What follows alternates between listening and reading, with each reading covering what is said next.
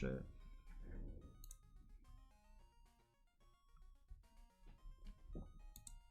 Internet went down. Well, we have to find earthquake.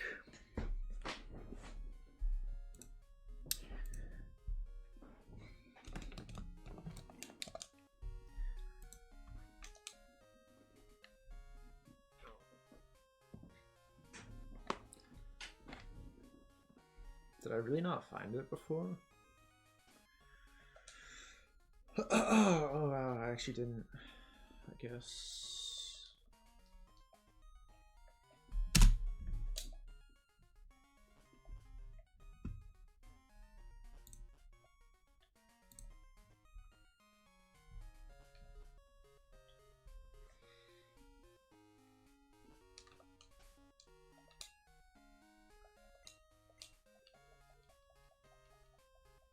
There's Indigo Plateau. Kind of unfortunate. Oh well. Kind of annoying. Oh well.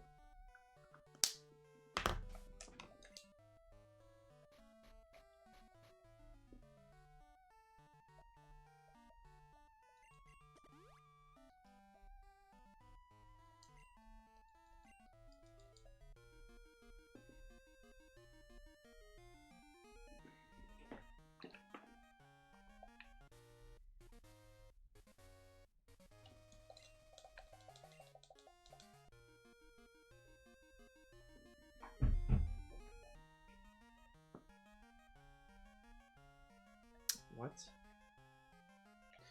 Oh, I might be able to fly because I'm in Kanto. Hold up. This is fine. Kanto, yeah. Indigo Plateau.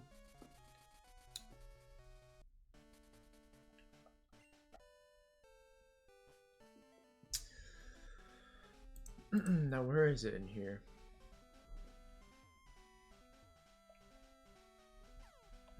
Oh, is that it? Oh wow, that's it. Okay. Cool.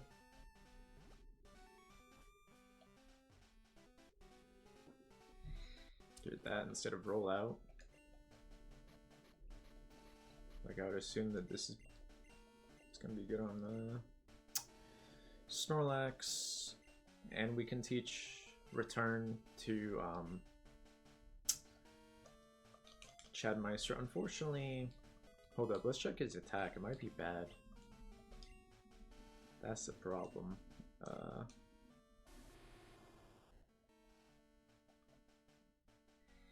Yeah, his attack isn't very good, but we might want to get return anyway on him. I don't know. Don't quite know who else we would put it on. Who else would have return? We can't put it on Snorlax because we haven't really used him. But Curse, if this guy still knew Curse and I put return on him, could be pretty good. I guess we're gonna put on Chadmeister ultimately.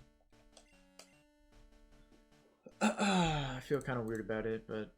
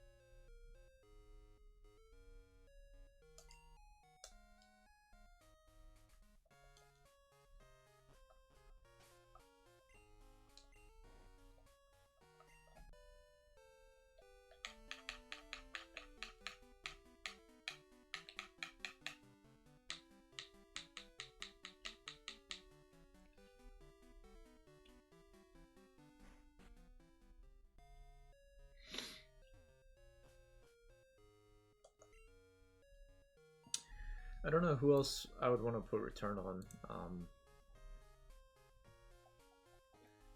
Like Typhlosion has to be the most useful. Like, he just has to be. Maybe Gligar.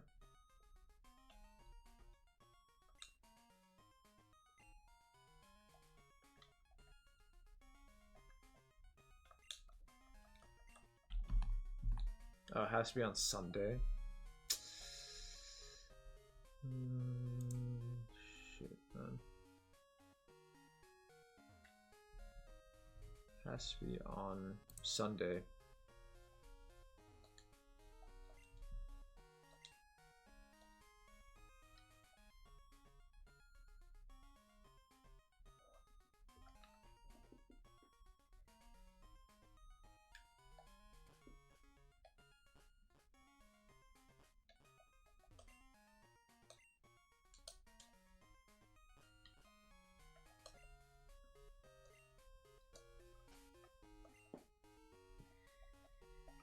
We could put Thunder Punch on him over Rollout. It might be better. Maybe better than Quick Attack. Rollout. I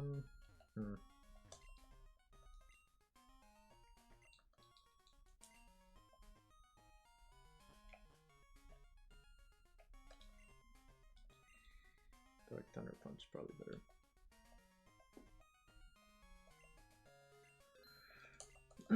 He might not be able to learn it, actually. We'll see.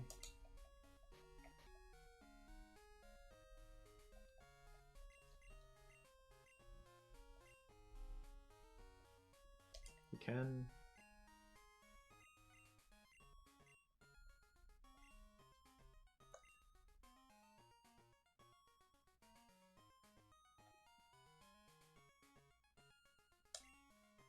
Hold up, did I fuck up?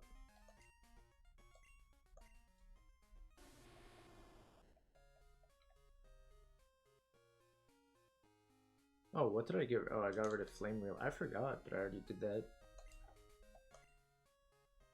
Okay, so we're gonna increase their special. Ghost is physical, that's a weird thing. He should even have physical on him at this point. Can be okay. We're gonna get a bunch of vitamins and shit. Attack, get 10 of those. Really?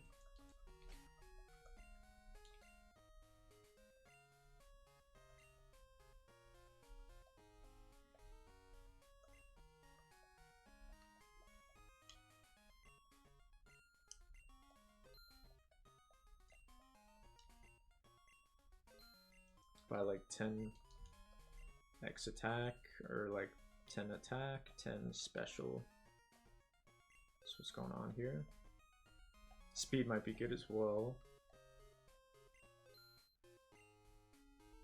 Yes, I know I'm broke now. Trying to beat the battle tower though.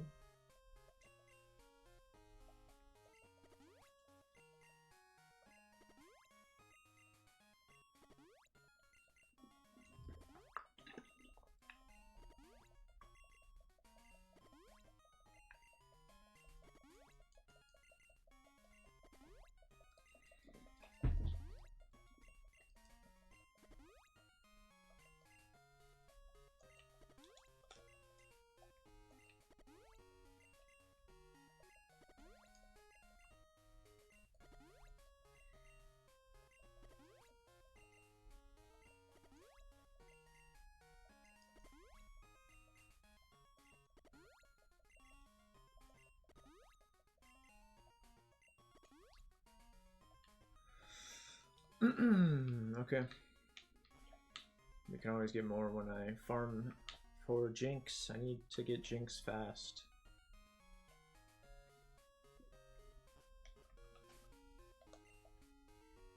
Try it out now.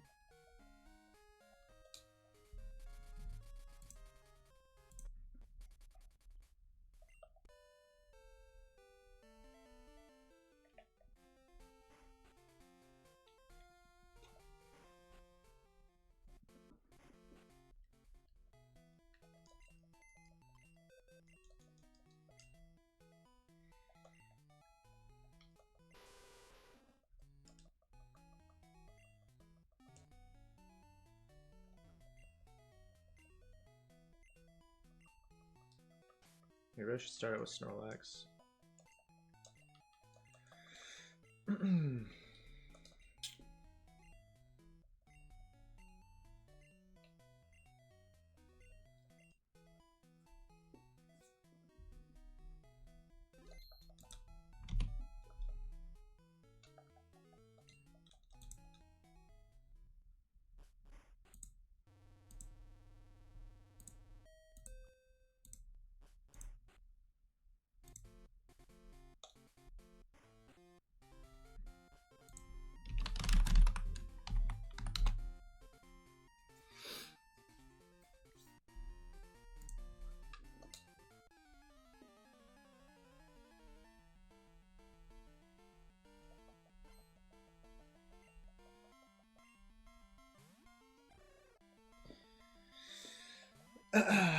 Just not expecting Shuckle, man. It's like this guy fucking knows who I have.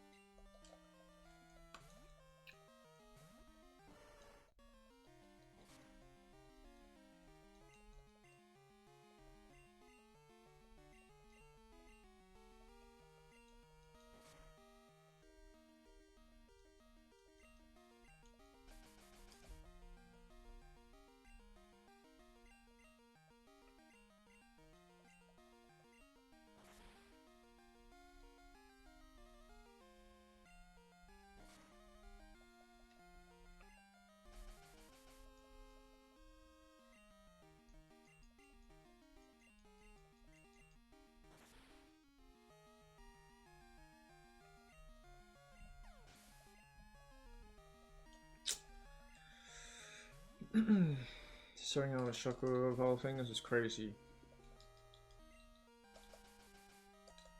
This never happened yet.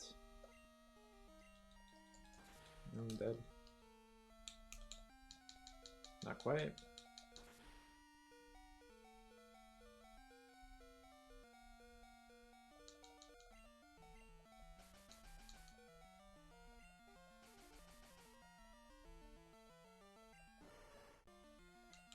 I didn't get rid of quick attack, so it might actually be good here. Never mind.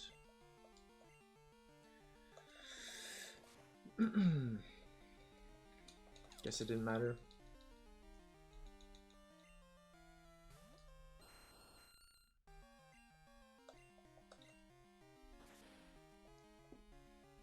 Dude, this feels like a team that was made to destroy me.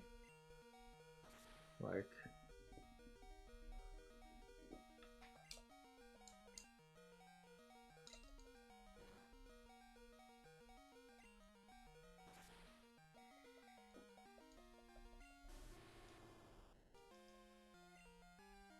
maybe I need Thunder Punch on this guy. It could work well here. Could work well right here, man.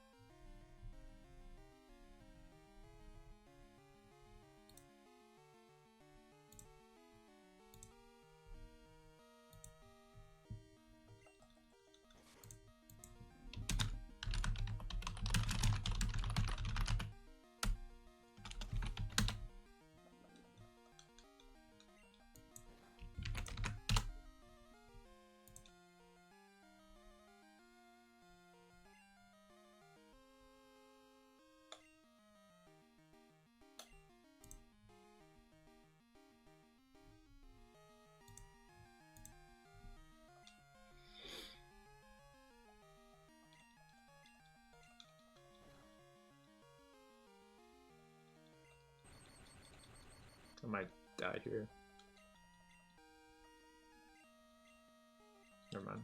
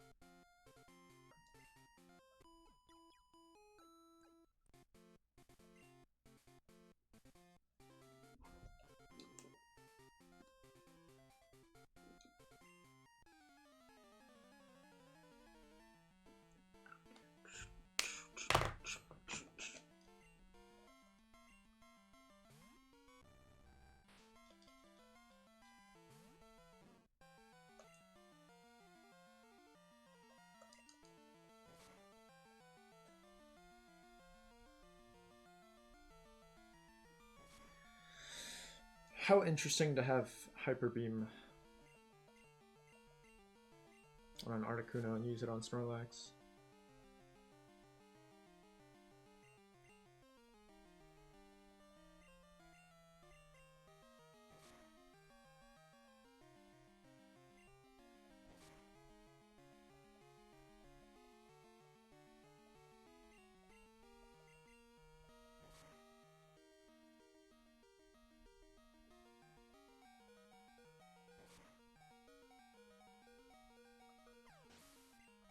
I was actually hoping he survived. See if we can get something to work here. Would have been good to use rest, but I don't really know what the fuck he was doing. Might better do it now.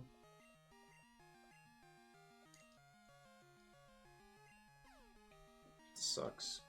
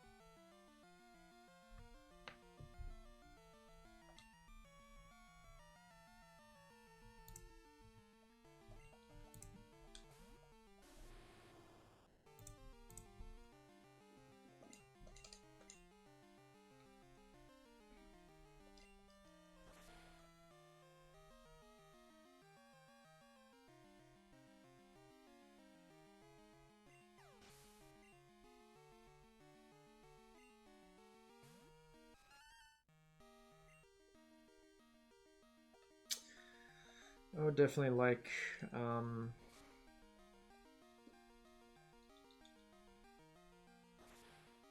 Earthquake on this guy for this.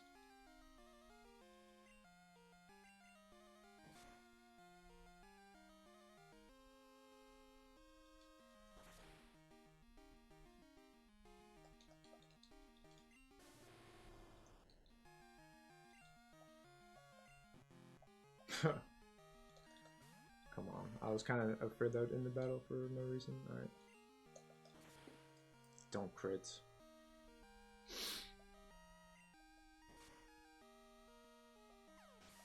We have it. Second W.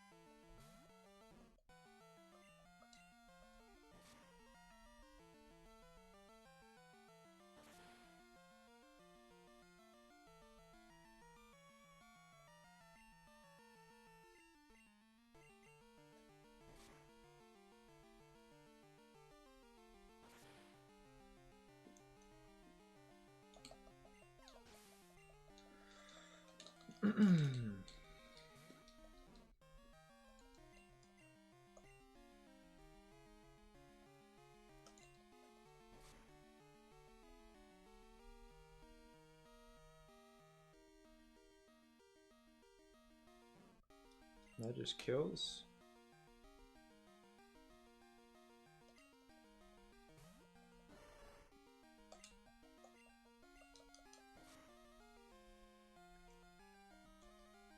It's absolutely insane. Why'd you use surf on me, dude?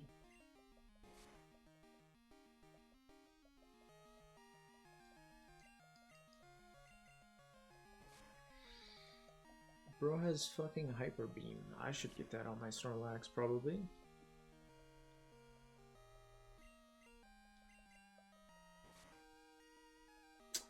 If he was actually, like,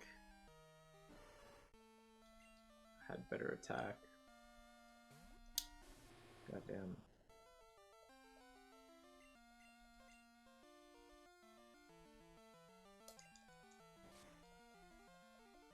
Let me get Hyper Beam.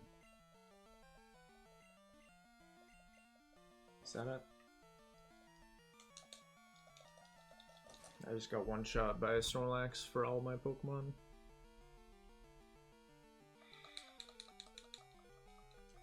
Not quite one shot.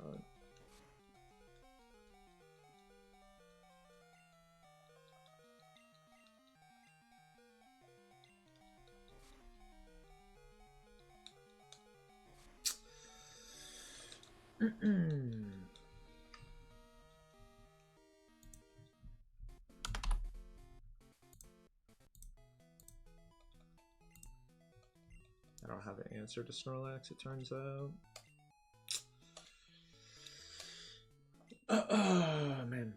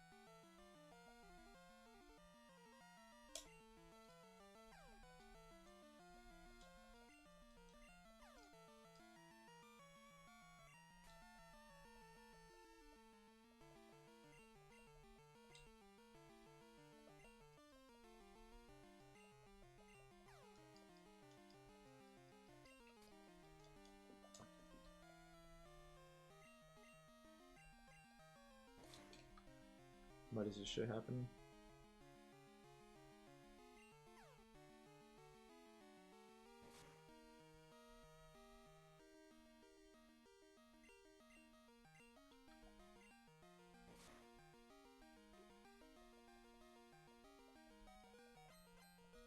What the fuck? Dude, how do I get confused and then frozen? What the fuck? Or I hit myself twice in a row, rather. Seriously.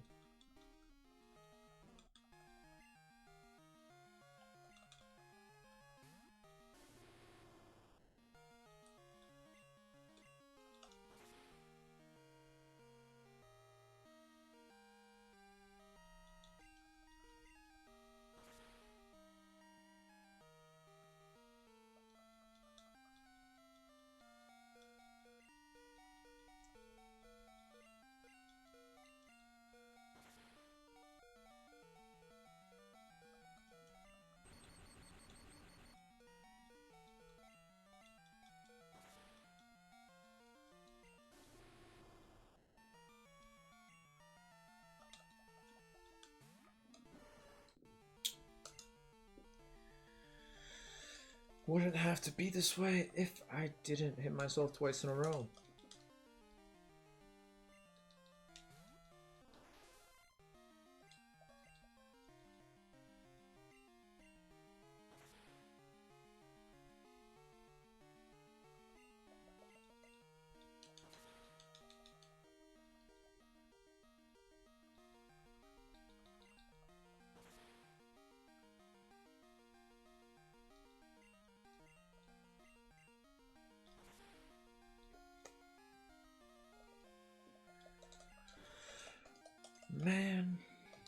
Do I buy more vitamins?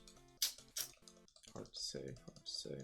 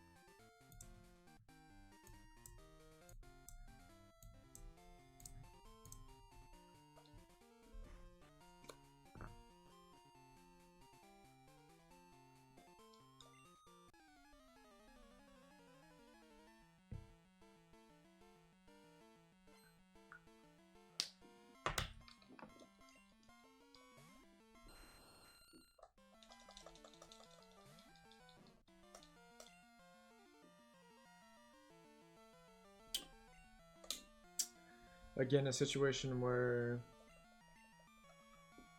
Thunder Punch might be useful. Okay, so we got kind of lucky there. In fact.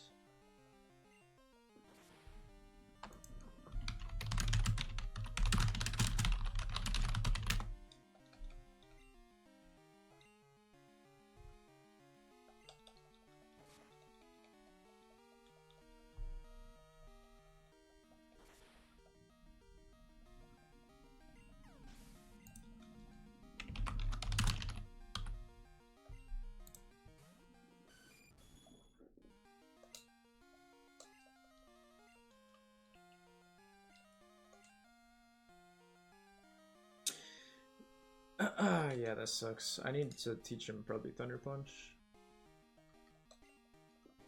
I don't think this will kill me, but it might.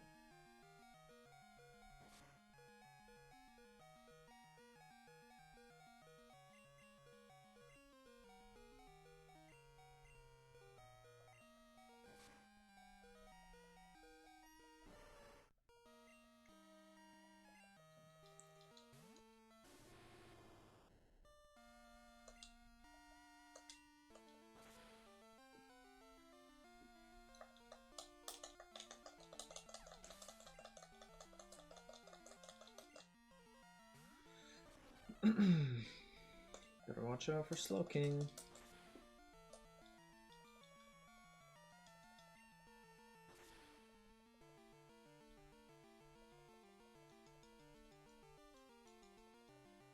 Why do you crit?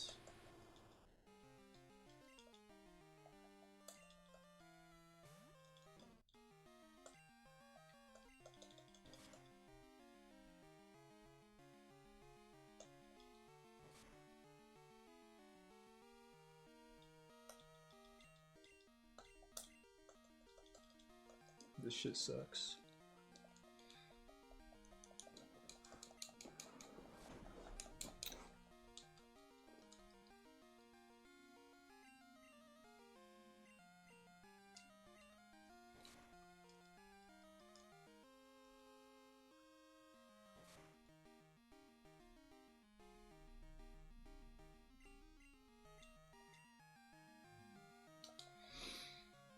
Situation where Hyper Beam might be good.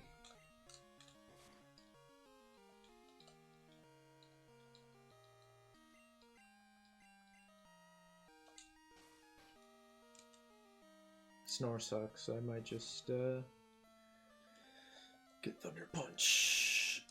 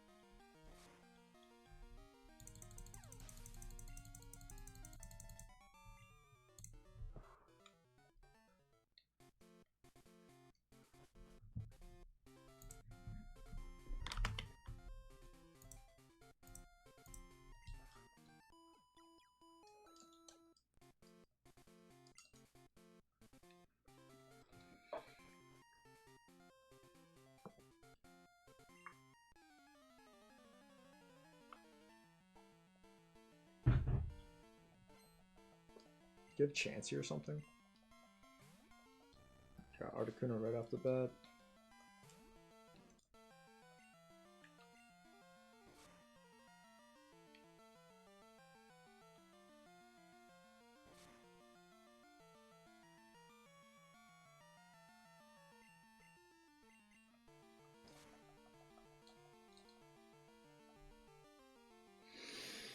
Why am I frozen? What the fuck?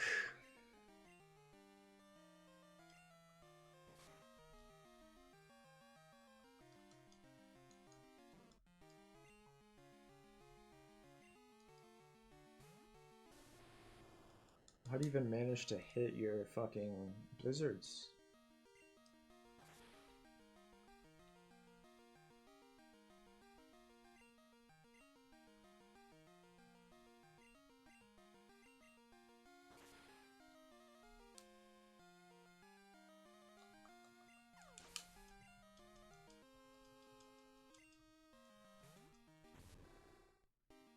This guy's Earthquake. Oh, I don't have Earthquake on him. He definitely has Earthquake. Shit. That sucks.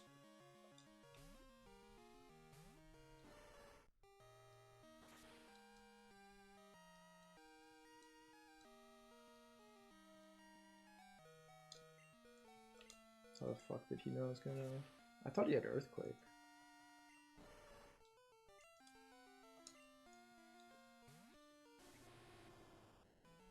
Thought he was doing that for that reason.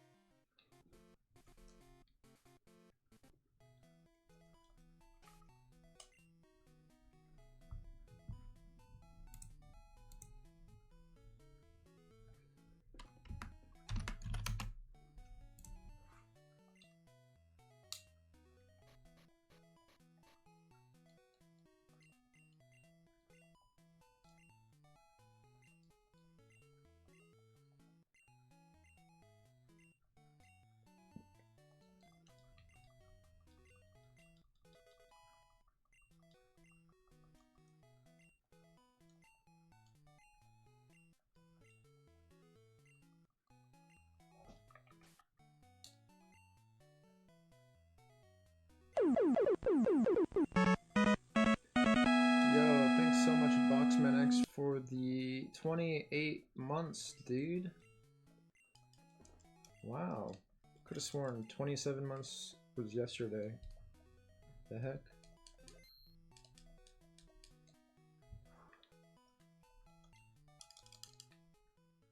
Oh shit, I had to reset the win streak.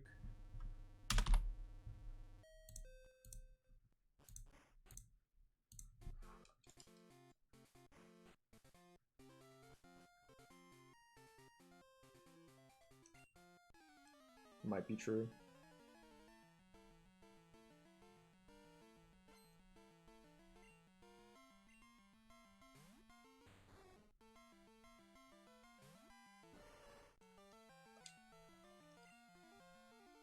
Or declare. Claire is probably not in the top 5 shaggable gym leaders in this game for me.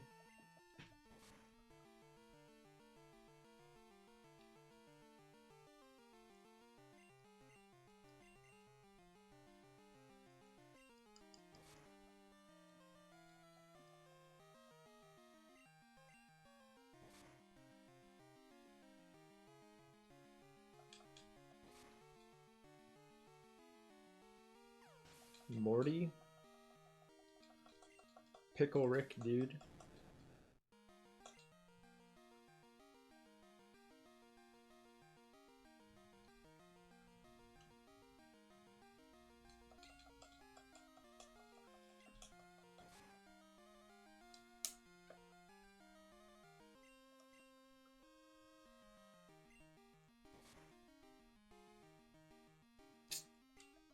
Should have stuck with the psychic.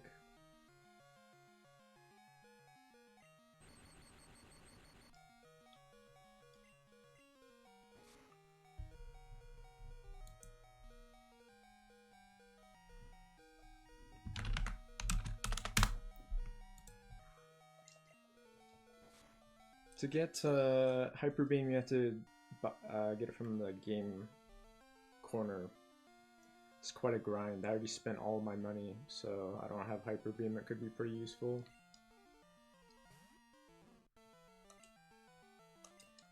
Thunder Punch pretty good here. That's why we got it on him. I just knew it would come in handy.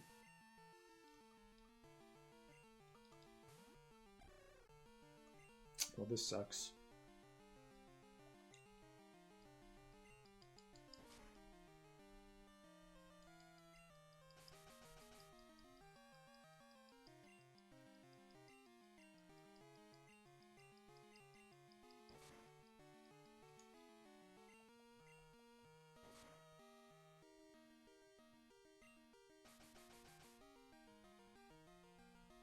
I don't even know what you get for beating the battle tower.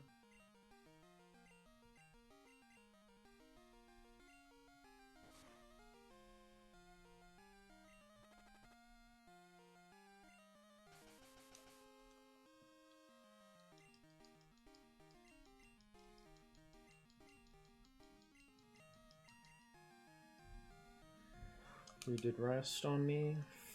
Frick, dude.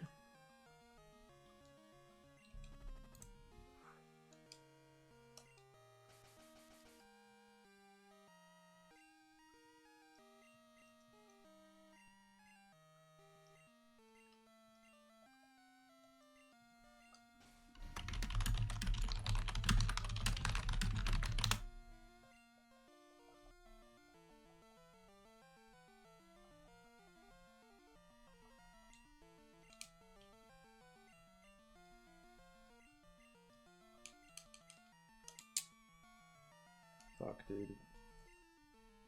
Oh, he's got us in a wrap. This is the worst. This is really the worst.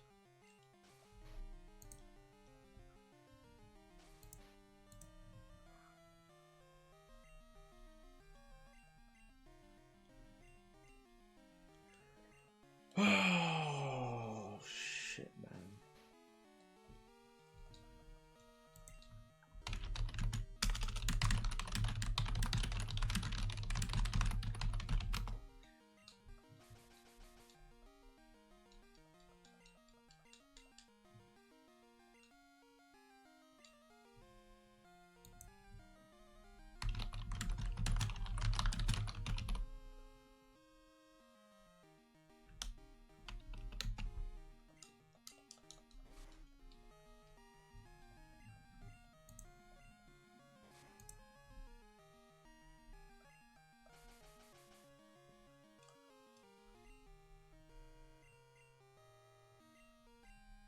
If we paralyze him, it doesn't matter.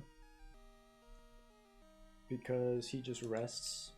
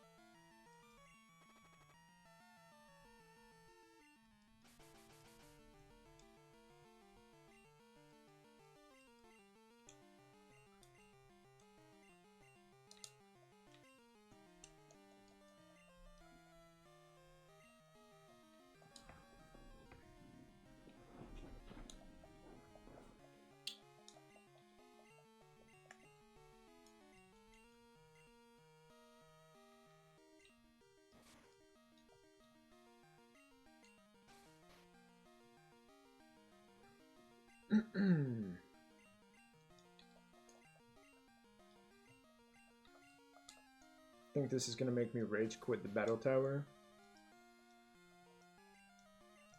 I think that might be what happens with this. To be honest.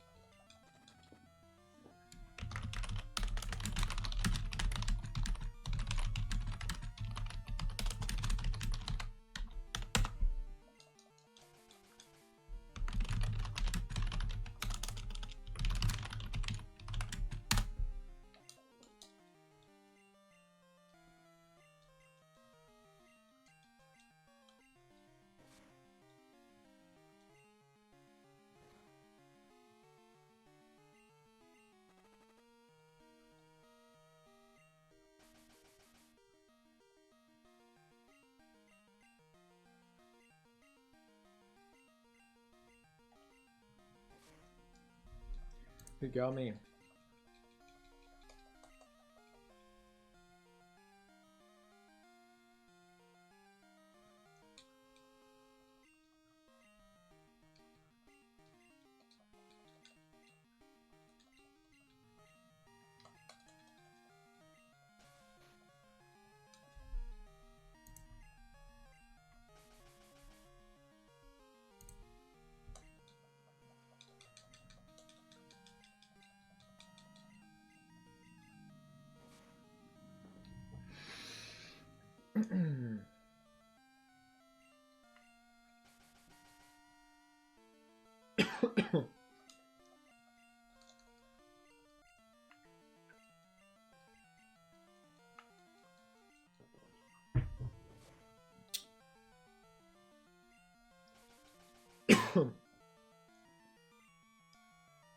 Alright, are we still stuck in a wrap? I'm pretty sure we are. No, we're not. Okay, let's fucking kill this guy. This is getting out of control, man.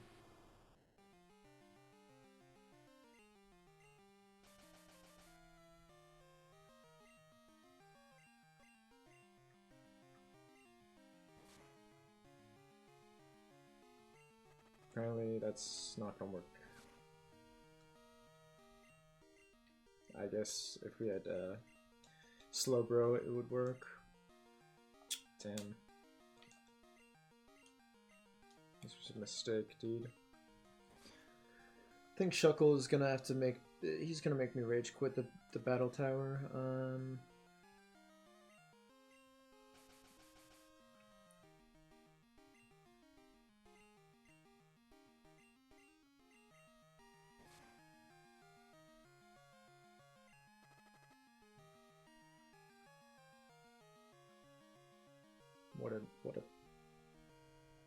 What a dick.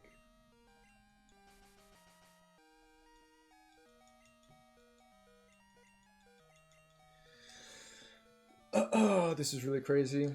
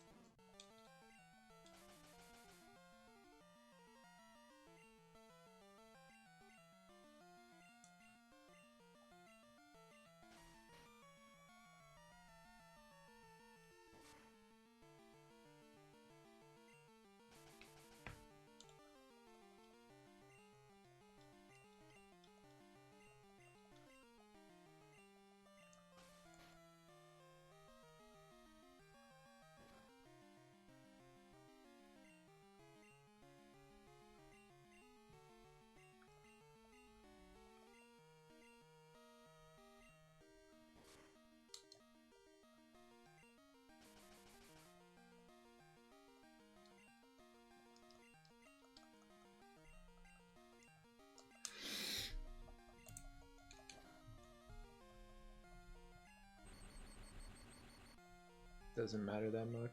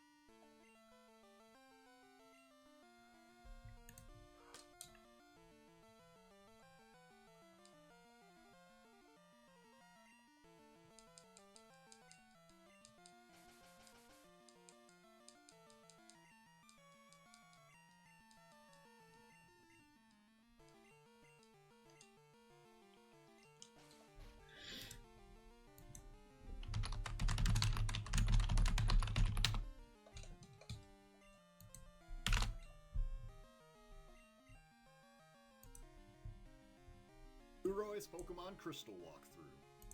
Trainers, they each have 3 of them, so you can kind of get different mixes and matches just randomly depending on whatever try you're going with. So yeah, we're gonna start with this dude, And he says, here it goes, I have the momentum. And I'm not gonna lie, the computer does have the momentum right now. I've been doing some test runs through here, and I've just been getting killed a few times. So now I feel like I've kind of gotten a little sharper, I've learned the strategies.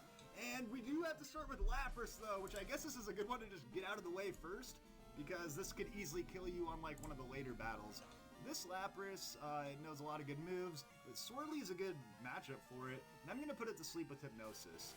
And I'm gonna get confused. So the reason I led with Swirly is because it's pretty bulky and it has that Hypnosis. So if I ever want to switch out, I can just opt instead to put the opponent to sleep and then switch out. So I think it gives me some versatility. It can help me get clean switch-ins, which I appreciate. And we're gonna do it right now by going over to Cosmo.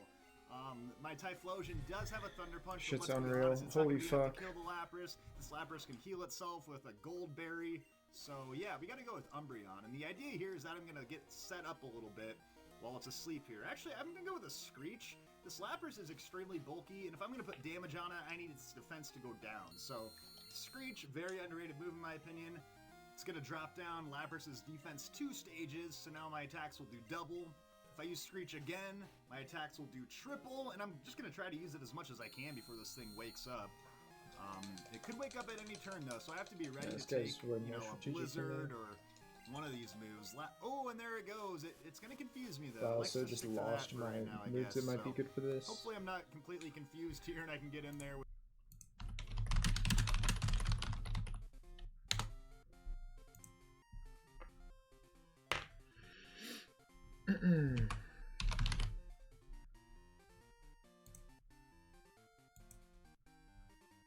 Move relearning is only available in Gen.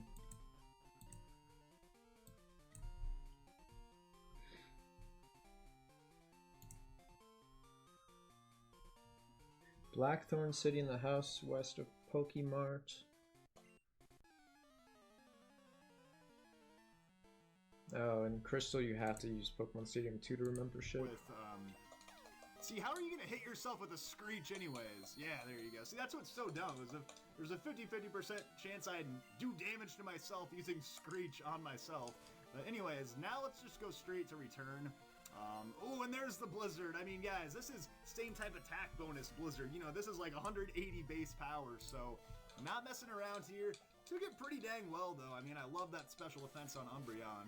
And I also love the fact that I'm no longer confused coming in with the return, and it's looking like about 50% there, so that should activate the berry. There's the stupid gold berry. That brings back 30 hit points once you go below 50%. So I'm going to need 2 more returns, which means I need one of these Blizzards to miss. If it's going to use Blizzard again, it misses like 25% of the time, so I mean, it needs to use it twice, I think, to get me. Alright, there we go! See, that you walk a fine line when you use a move like Blizzard. That's why I love Fire Blast, because it misses half as often as Blizzard, but does the same amount of damage, so... Anyway, now we're in good shape here. One more return will take care of it. Oh no, but we're gonna get confused! I do not like this. This is like the one chance the Slappers has of turning this thing around on me. So far I got good luck with confusion. Oh! Good luck is over with confusion. Alright, we gotta take a Blizzard. See, if this thing was smart, it could just use Surf. But I guess Blizzard, when it hits, it's the right move. And it can freeze me too, so... Ooh, now I'm worried. I guess I could, you know, if Cosmo dies, I can't outspeed this thing, I think. So, okay, no need, we got it. Alright, always better to keep your Pokemon alive, because then you can get the free switch in later if needed.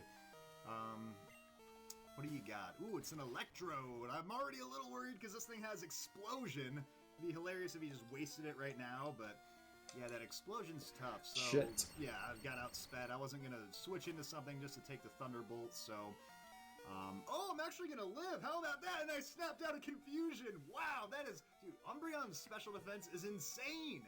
Living these Blizzards, taking these Thunderbolts like it's nothing. I mean, yeah, I'll take that little chip-off damage right there. So one more Thunderbolt, that's okay. Cosmo, you did your job. So that is great. Or not great that you died, but you know, great that you made it that far in the battle. And we're gonna go straight over to Typhlosion. I'm worried about the Explosion. This thing also knows Mirror Coat, which is a problem big time. It's not gonna use Mirror Coat that time, it's just gonna outspeed me with a Thunderbolt. You know it's using Mirror Coat if it goes second, because otherwise Electrode's always outspeeding. But essentially Mirror Coat could flip a move like Fire Blast right back at me for double damage, so yeah, really the first turn would have been the best opportunity, I think, for Electro to use Mirror Coat. Now I can get in with a clean Fire Blast for the win, and it looks like he actually used it that turn because, as you can see, I outsped it. There's no way I'm outspeeding an Electrode under normal circumstances, and, you know, I don't have Quick Claw or anything with my team. I actually just have that the item Charcoal that boosts up Fire-type moves, so... let's see, Crobat. I'm just gonna use Fire Blast again. I do have Thunder Punch, which is super effective, but Fire Blast is still just gonna do way more damage because of the same type attack bonus, and of course, you know, that Charcoal helps. But yeah, I gotta take the Toxic here. I'm not too upset about that. I think this Crobat actually knows, like, Confuse Ray as well, so a lot of Confuse Ray in this battle, potentially. And I don't really mind the fact that he's Toxic, because, you know, that'd be way worse for, like, Umbreon to deal with, potentially, but I'm just gonna go with a Fire Blast, and oh, it's gonna go with a Hyper Beam! Snap, that's probably the end for Typhlosion, although it will have to recharge afterwards. Crobat. Oh, and look at that, I lived, which is huge, because I get this Fire Blast on it. That's basically gonna end this battle for sure, because now I get a free switch in a free turn with Politoed, and yeah, there's no way Crobat's coming back from that, so... I'm okay with that Toxic finishing me off, no big deal. This is the last Pokemon, so Swirly, get in there. You let us off, and now you're gonna finish the thing. So, yeah, not a bad battle. We got Lapras out of the way. That was big. Crobat can be tricky, so I don't mind having that one out of the way either. But yeah, that Hyper Beam. I mean, a lot of the Pokemon in here do know Hyper Beam, so it's tough to deal with. But you can kind of take that extra turn and use it to your advantage. So yeah, 1 down and 6 to go. Hopefully I can make a bit of a run here. So off to a good start on the first trainer, and you can get yourself healed here. I mean, can you imagine if there was no healing in the battle tower and you just had to keep going? You would never make it past the second opponent, but yeah, you do have the option there to take a break and save your game. If you do that, you just jump right into the battle again when you restart your game. You actually can't even leave, so you're forced to go right back in, but I won't worry about saving until I make a little bit of a run here. I'm going to try to piece together a few wins here. And we've got Fortress next. Fortress, big defensive tank. Pretty good matchup for Swirly. I could switch over to Typhlosion to get that ×4 fire damage on it, but I think I might be just fine. I don't really see any huge threats here, and Fortress doesn't have good special defense, so Surf should do a big chunk of damage. I got that Mystic Water on Swirly as well, so let's see what that does. Fortress has a bunch of weird yeah, it's got like Swagger and Toxic and all this stuff. Actually, that's Ultra really dead because I don't want to have to deal with the 50-50 confusion. So yeah, let's get on out of here. Fortress will eventually use Explosion once it uses all of its side moves, so you don't want to stick around for that if you can help it. So let's just go on over to Typhlosion right now, and yeah, we should be able to take it out with probably just a Fire Punch, I would imagine, because that is still a crap load of damage. 4 times with the same type of attack bonus, basically 6 times effective, so...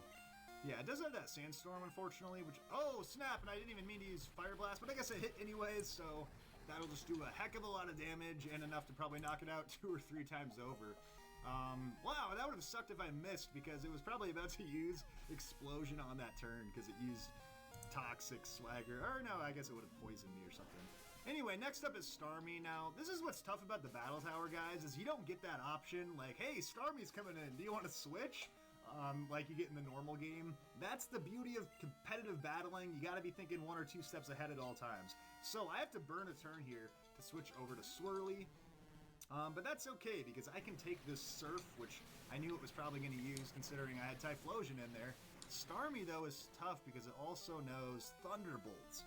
And I gotta worry about that. It's super effective on me, obviously. So what I'm going to try to do is just put this thing to sleep and then go over to Umbreon. Umbreon's got the type advantage, but... I do need Starmie asleep before I get in there with Umbreon. Reason being, Umbreon's, you know, slower than Starmie. I'd have to switch in. I'd have to take 2 hits before I could even do any damage.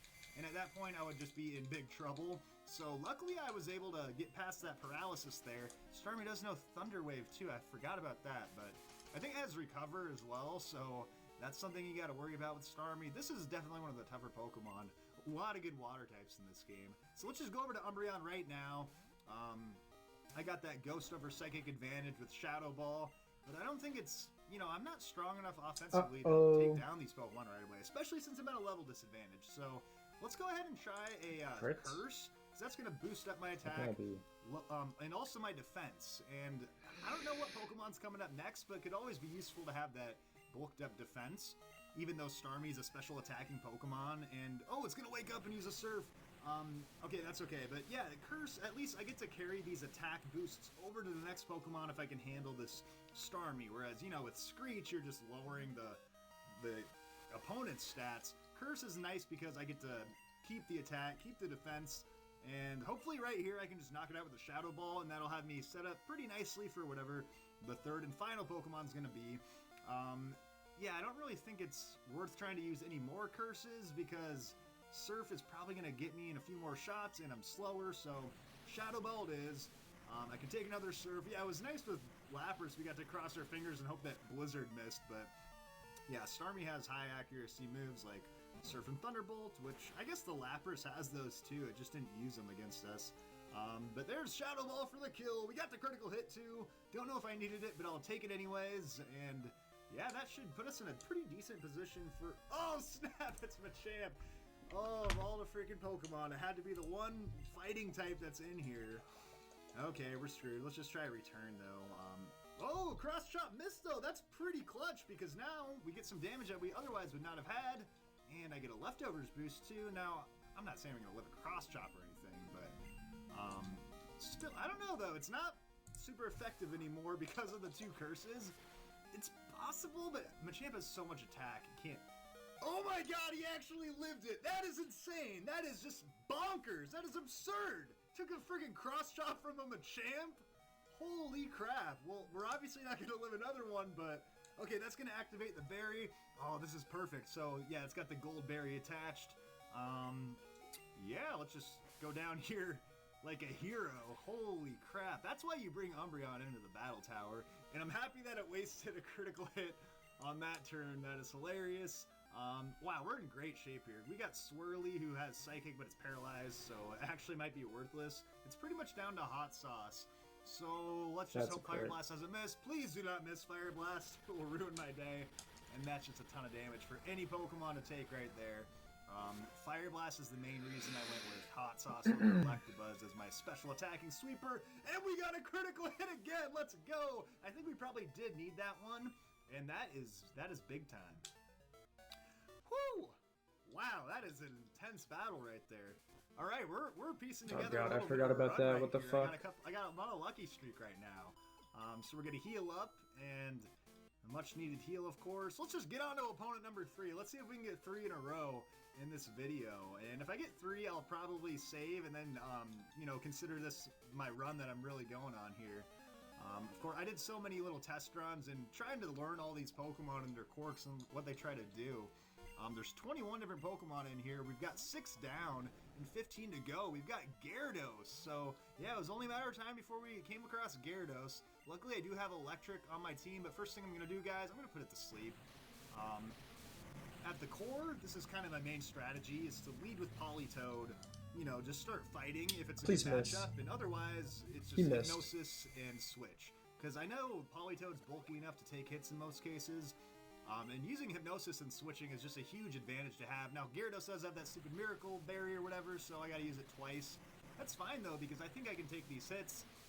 Gyarados does no Hyper Beam, which is its only physical attack. So, yeah, Gyarados is kind of screwed with the special attack. It does have Zap Cannon, though, which is a 50% accuracy move, but it's gonna hit, and that means it's gonna paralyze me, too. So, yeah, I'm actually kind of getting screwed here, because all I'm trying to do is put you to sleep and switch, but sometimes easier said than done. Because I missed. Oh, I missed again, too. Okay, come on. Hypnosis. Oh, I gotta take the Hyper Beam. Okay, so plan has gone just out the window completely. I just lost my Politoed. Oh, boy, that's how it goes sometimes here in the Battle Tower. So, let's see if we can... Okay, I think I'm actually in a decent spot, though, because it has to recharge. I think I'm faster than Gyarados anyways, and we get the clean switch in. So let's just go with the Thunder Punch, see if I can knock it out. And even if not, it's got to recharge anyway, so Gyarados is basically toast. And yes, sorry Politoed, you're off the team. That is not good, because when you only have 3 Pokemon on your team, it's so easy for your entire strategy to crumple because there's so many Pokemon where it's like really Politoed's the only one that can take care of them. So yeah, bad news right off the bat with that Gyarados, but oh boy, it's Snorlax. This is the one thing that I'm really not sure how I'm going to deal with. I'm just going to go with the Fire Blast now because I think it's going to have to be Umbreon.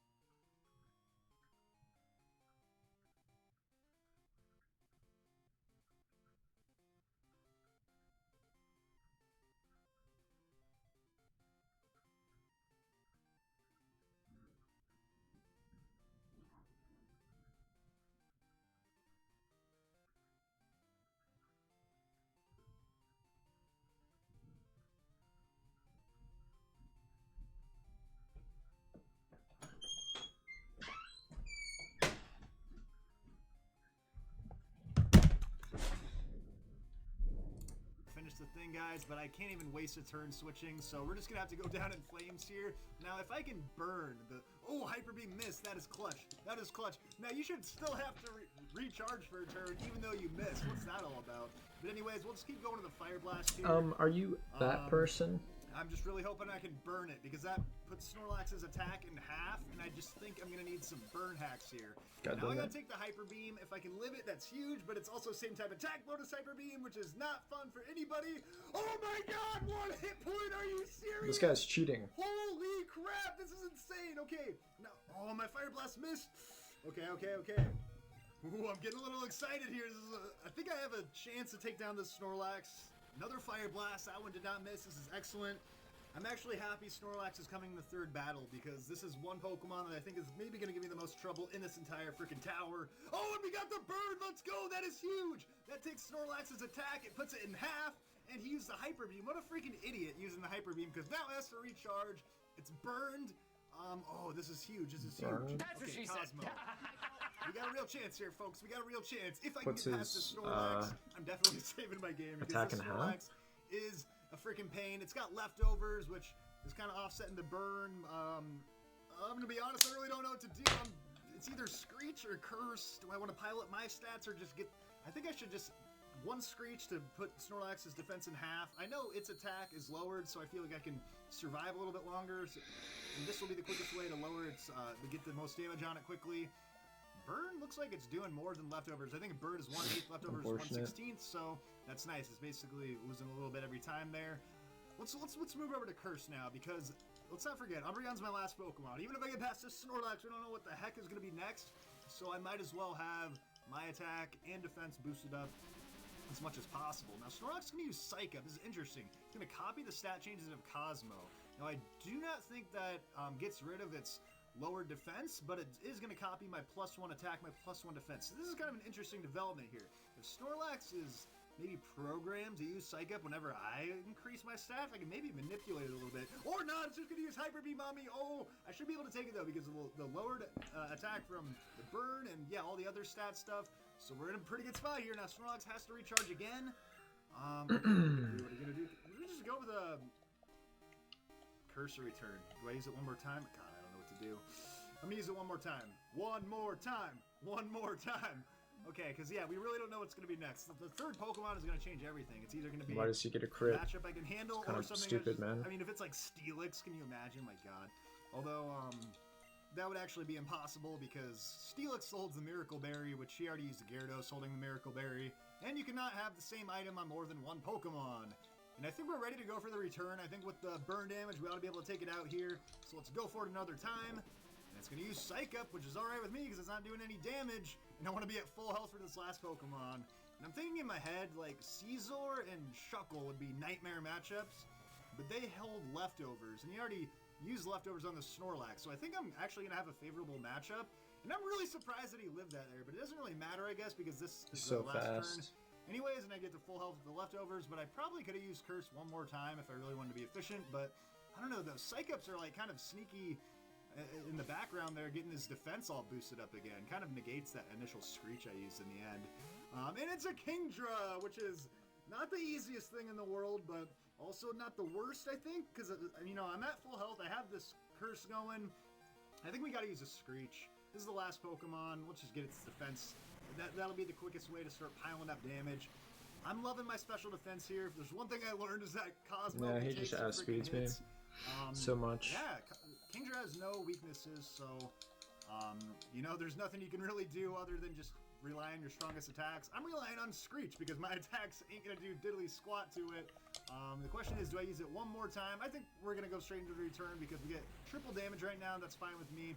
These Surfs will actually, it looks like I have a lot of damage right now. Next thing you know, I'll be at like freaking 20. So yeah, the fact that I'm outsped, see, look at that. I wouldn't be able to take another one. Although with the Leftovers, I should be good for one more Surf. Let's see how much this return does. Please, over half. Yes, yes, yes. That is what I want to see. Okay, it probably has some berry going on here. Yeah, they always have the freaking berries. What is that one? The gold berry, right? So, yeah, that actually adds some limitations to how random the teams can be, because you're not going to see like 3 Pokemon with the gold berry or 3 with the Leftovers or whatever. Anyways, oh, that was a lot closer than I should have been, like, way more worked up about taking that last Surf, because let me tell you guys, we barely got out of here alive. 8 hit points left. Wow, we really played our cards right down the end, I think there. Probably could have been a little bit smarter down the stretch, but we survived pretty well for considering how that Gyarados screwed us over. Oh boy, I think we're on a really hot streak right now. It's hard to get to 3, I'll tell you that. So let's go ahead and actually take the break and save our game here. This is a pretty good video length. Those were an epic trio of battles. And yeah, I'm looking forward to continuing this thing in the next episode. So thank you all for watching the first episode of my Battle Tower run through. And I will see you guys all next week for some more Pokemon Crystal. Let's get this game saved. And oh yeah, it's the most highly anticipated episode of the entire series coming up next week. You guys know what it is. Leftovers. No, we want Leftovers.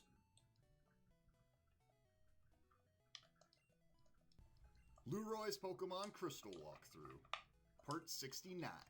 Giggity giggity giggity giggity ooh ee ooh ah ah ding ding bada bada bing bang ooh ee ooh ah ah ding ding bada bada bing bang giggity giggity giggity giggity giggity giggity giggity goo.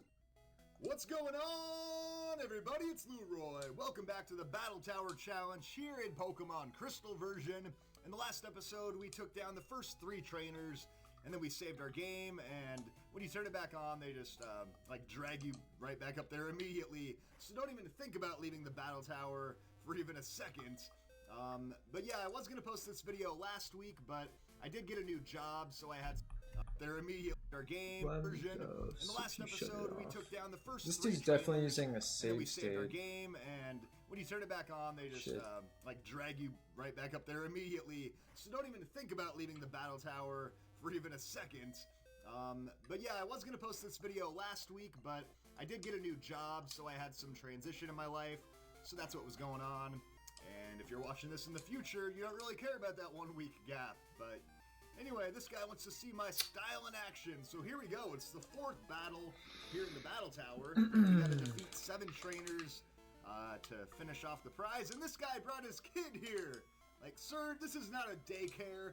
This is the Battle Tower. Get that child out of here. This is serious business. This is like at least PG-13, man. But this Doug Trio is about as easy of a matchup as I could have asked for Politoed, honestly. And I don't think, yeah, there's no reason to overthink this. We can just go with a Surf. It's super effective. Doug Trio has a couple of strong attacks. It's got Hyper Beam, which it's going to use, which I would prefer that over, you know, Earthquake. Stab Earthquake is going to do the same damage as Hyper Beam, but Hyper Beam you have to recharge the next turn, so that pretty much guarantees I'm going to knock this thing out, because even if this Surf doesn't do the trick, which it's not quite going to do, it's got to take this turn off and rest, so we can get in there with another Surf and take it down. And yeah, that's about as easy of a first Pokemon as you can ask for. So yeah, off to a pretty good start here. Dugtrio is super fast, so it can usually get in there for some damage, but yeah, if it's gonna waste its time with Hyper Beam, then yeah, I'm here for that all day. So yeah, a lot of Pokemon in here have Hyper Beam, but it's always nice when you can take advantage of that second turn, and I'm pretty sure I've already seen Electrode here in the Battle Tower, which is, for some reason I thought that you would face, like, there's 21 Pokemon in the pool, so I thought you would for sure face all of them once, but I guess I was wrong. I haven't really done the Battle Tower enough to know that, so I guess you can get repeat Pokemon within your 7 battles, so that's good to know. I could come across Snorlax again, so I hope that doesn't happen. But I'm curious to see how I take this Thunderbolt here, because I need Umbreon to absorb a few of these, I think. Because I'm definitely going to get outsped by it. But yeah, that only left me down 37 HP, so I think I can take a few of these then. And let's go ahead and use Screech. Guys, I'm becoming a huge fan of the move Screech. I feel like no one took this move seriously when we were younger, but I'm here in the Battle Tower, the most strategic battles in the game, and I'm finding myself going back to Screech time and time again. Because that Thunderbolt seemed like it did a lot more than the first one. But I mean, putting the defense in half is huge. It's essentially going to make my return super effective. And I think I better just go over to that now, because I'm always going to have to take that extra Thunderbolt before I can dish out any damage. So I better get started here as quickly as I can. And I can probably only take one more T-Bolt after the leftovers, so oh, that return did not do what I needed it to do. This is looking like a 3-hit KO, and Umbreon is not going to make it, so I guess a little bit of a miscalculation there on my end, but we're at least going to get this Electrode down enough for Typhlosion to get in there and finish it off. And I barely lived there with 3 HP. Honestly, it probably could have gone either way with the damage calculator on all those Thunderbolts adding up there, but right here, we're just going to go down and one last shot. No sense of switching out because Umbreon isn't going to be able to come in and finish anything off. So, alright, Hot Sauce, you can get in there, and I'll probably have to take another Thunderbolt, but hopefully it's not too much, and I can move on to the last Pokemon and not have any issues. Oh, crap, it has Rest! Dang it! Oh, that's not good. That's not good. Now Umbreon feels like it was just wasted, because now you're here at full HP, but at least that Screech still has your defense lowered, so the strength will do a decent little chunk here. Oh, but it has a berry, so it's already back awake, and now I really feel like Umbreon was just wasted, so what are we gonna do? Let's just hope that it doesn't use Veer Coat and go with a Fire Blast, try to max out the damage here, maybe get it to use Rest again, and oh snap, it's Explosion! I guess that was probably the right call for Electrode. Yeah, that's probably gonna take me out here, so dang, this Electrode was not easy for me. Took out Umbreon and Typhlosion, so I guess it's up to Swirly with 50% of my health. This could be the end of the road for me, but we'll see what this final Pokemon is. Oh, it's a Shuckle! Thank God it's a Shuckle! The one thing that really has, like, no offensive moves. I guess it has, like, Wrap, but it mostly uses, like, status stuff. Let's just go with the Surf. Get as much damage as we can. That's the name of the game, and thank God it's super effective, because Shuckle has the highest special defense in the game, and my other Pokemon would not have stood a chance. I am going to get badly poisoned here with Toxic, though, so I want to keep an eye on that. That will eventually kill me if I stall out too long. And actually, I think the one way I can lose this battle is if I let Shuckle use Rest. So let's go ahead and try to use Hypnosis on it now. That way it won't be able to recover all of its HP if it happens to use Rest. So yeah, I think if it were able to heal, I would slowly get killed with Toxic. So I think we have a window now to go use a couple more Surfs and finish the job. And I think we're going to get out of here alive, just barely. So, yeah, Swirly, thank God you were around for this Shuckle, or I would have been completely screwed.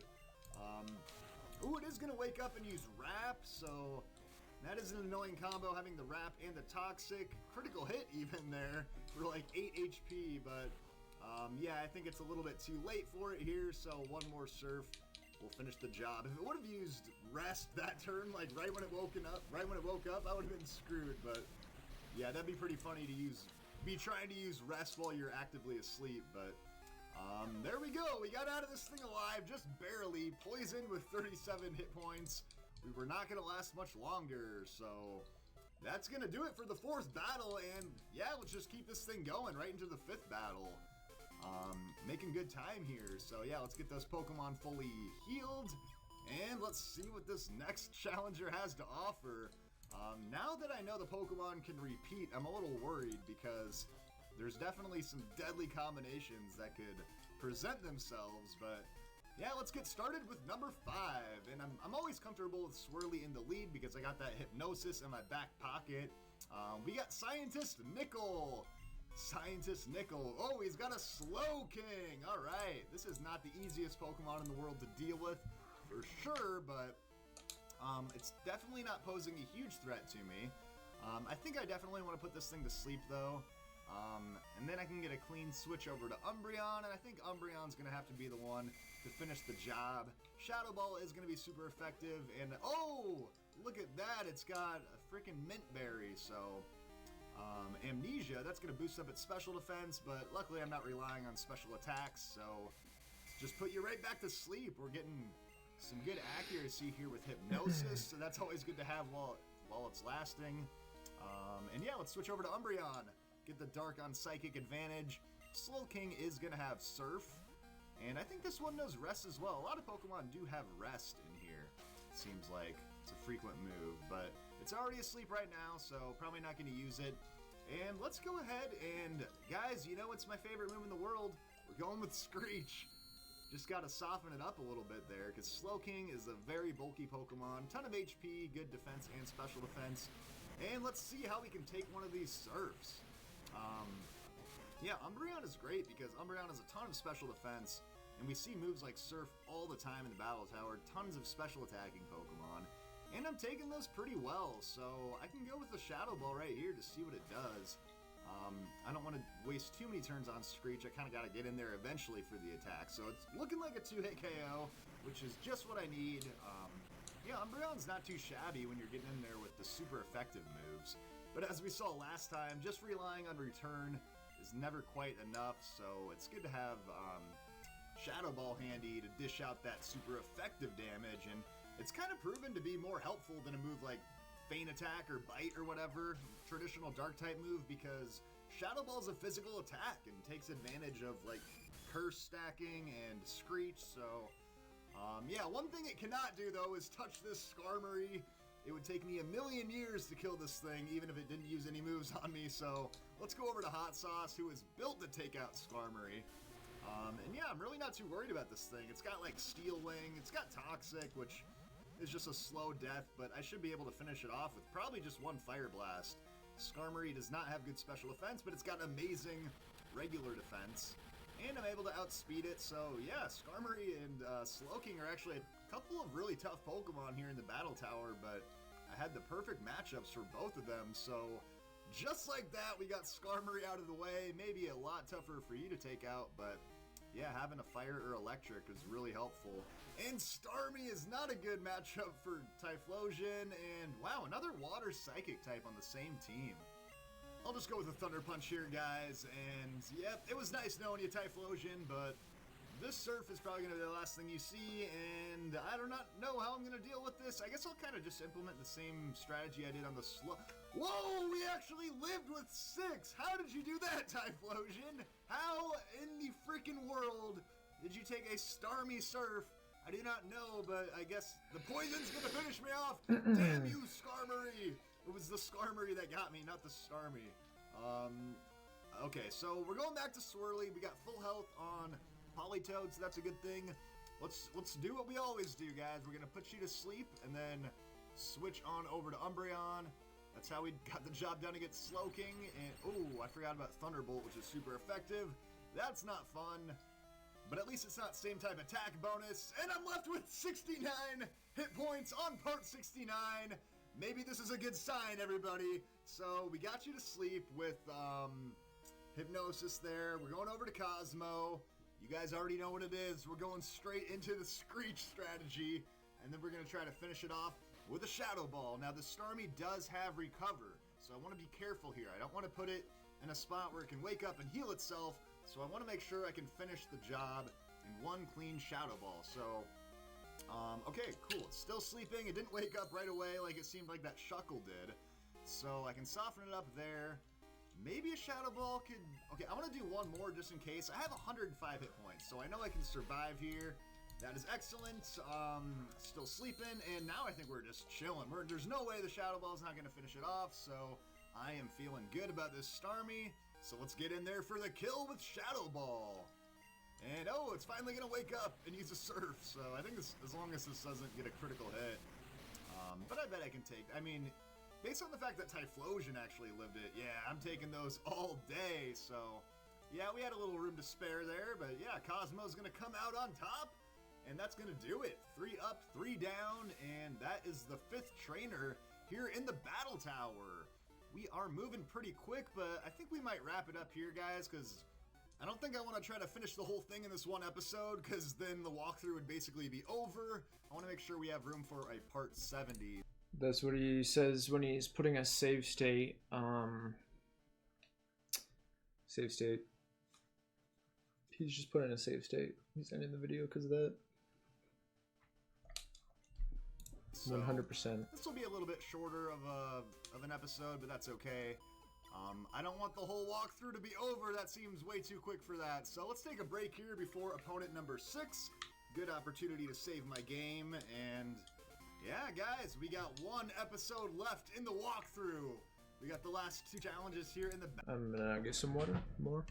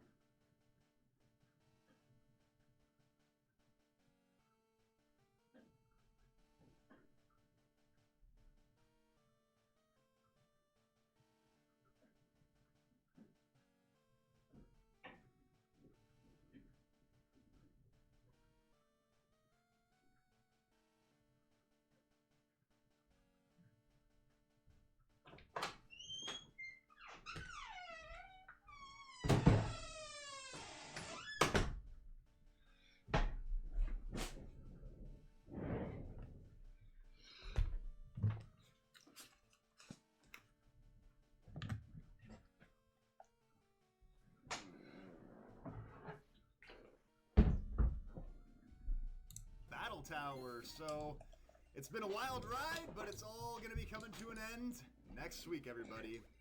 Stay tuned for more, and I'll see you next time.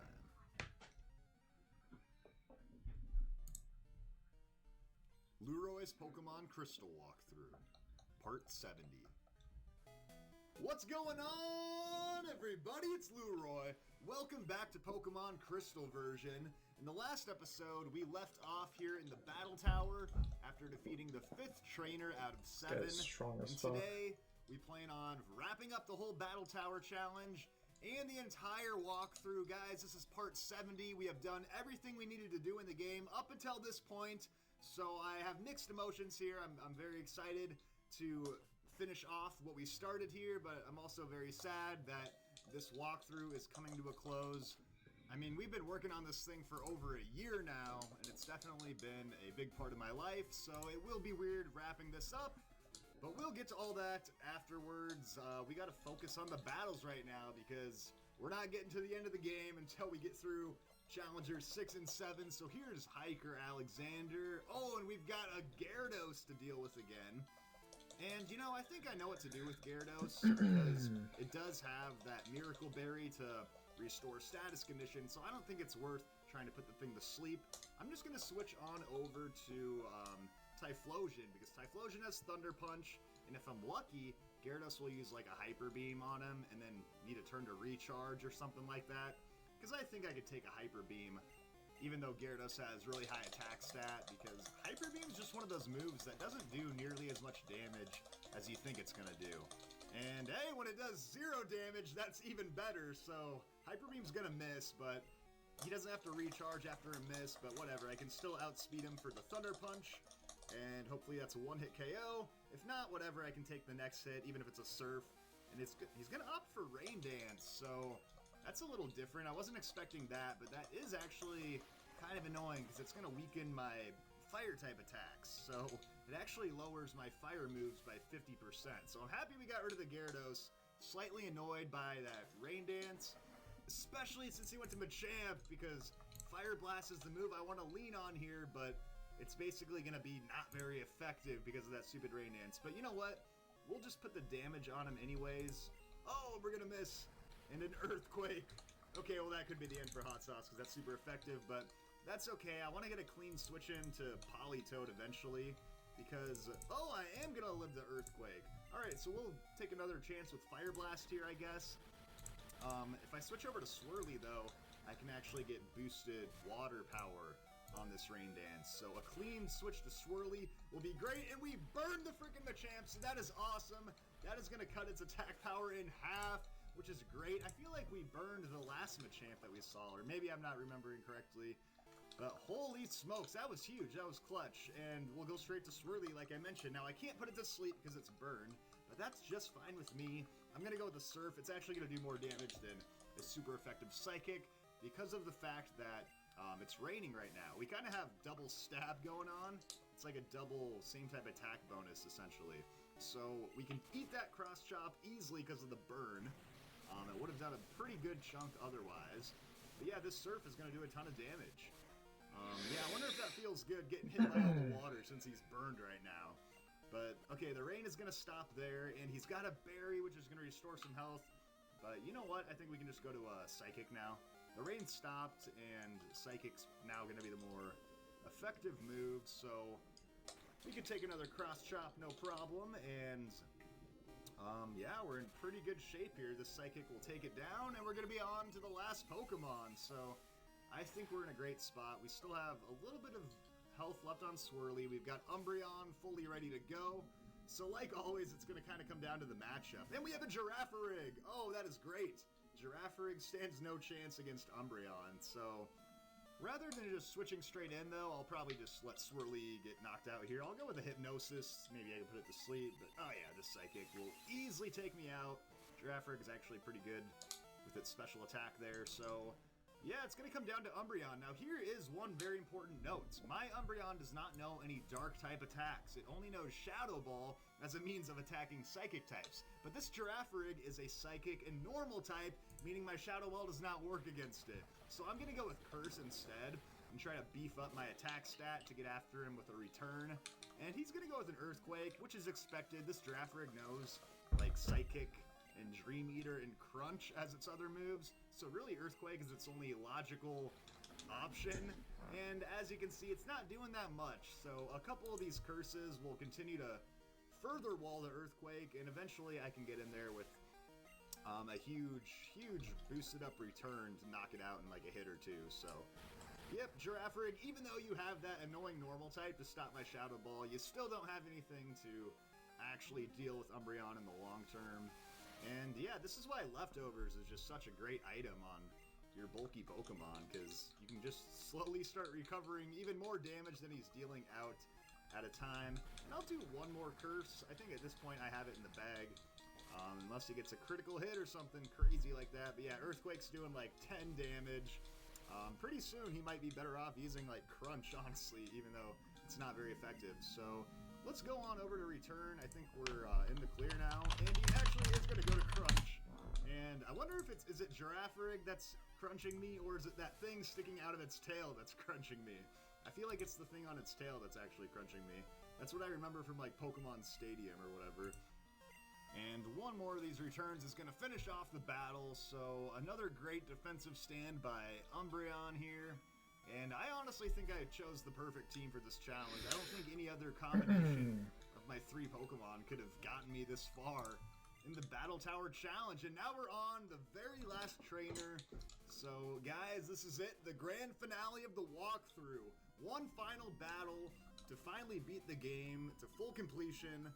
So here we go. Get healed up, and let's go on for number 7.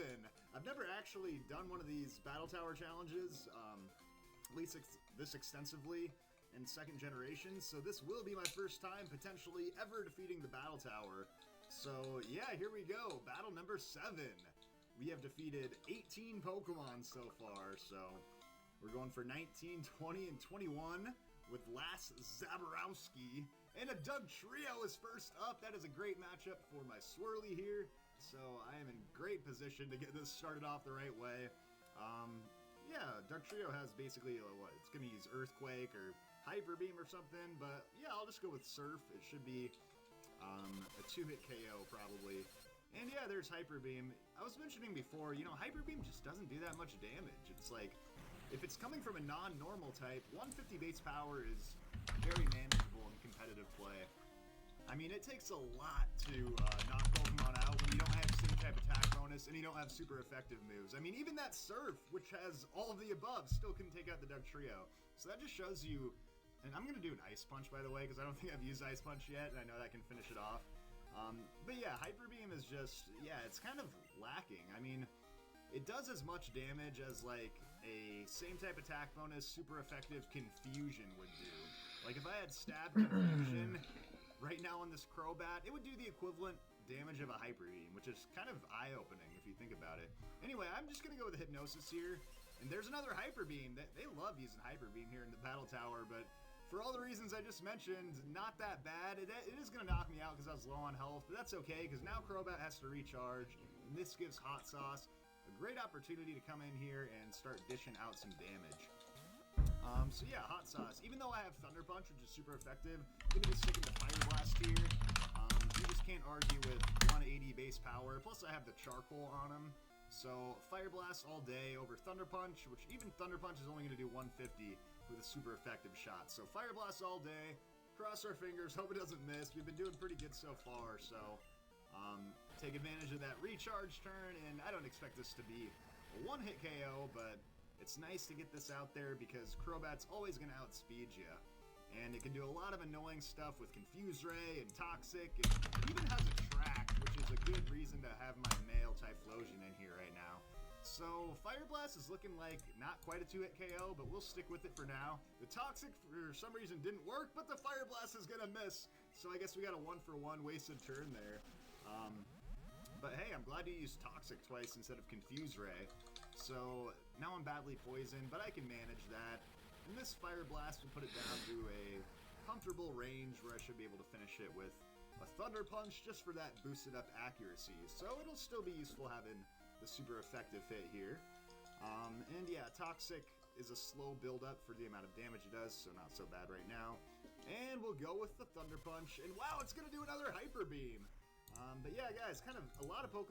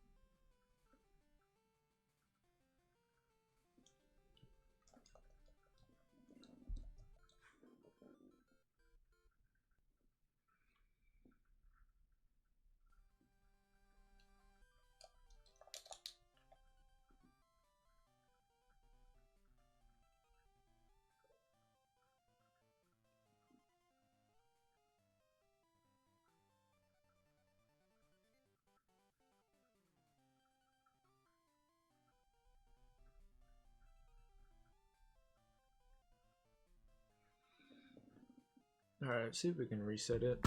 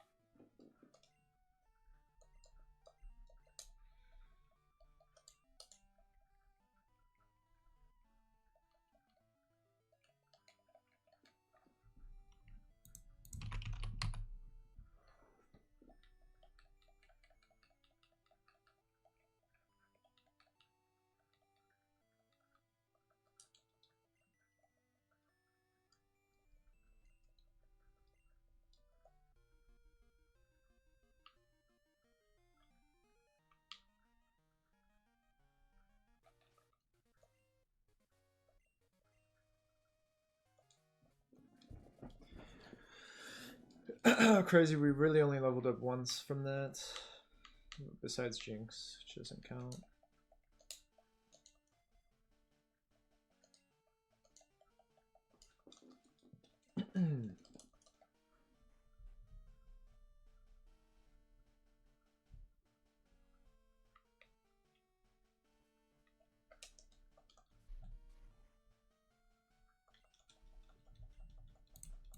Pokemon in the Battle Tower of Hyper Beam, it's a move you can definitely take advantage of because you can live Hyper Beams and you can use that next turn to your advantage to get a little bit of an upper edge on your opponent.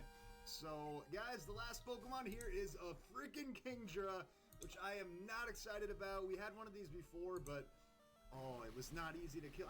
My Umbreon last time I fought Kingdra was already juiced up with a bunch of curse boosts before I even fought it. So, no chance of living that. I'm just going to have to go toe-to-toe with this Kingdra the old-fashioned way. Cosmo, if you can pull this off, I will be amazed. I don't know how you're going to do it.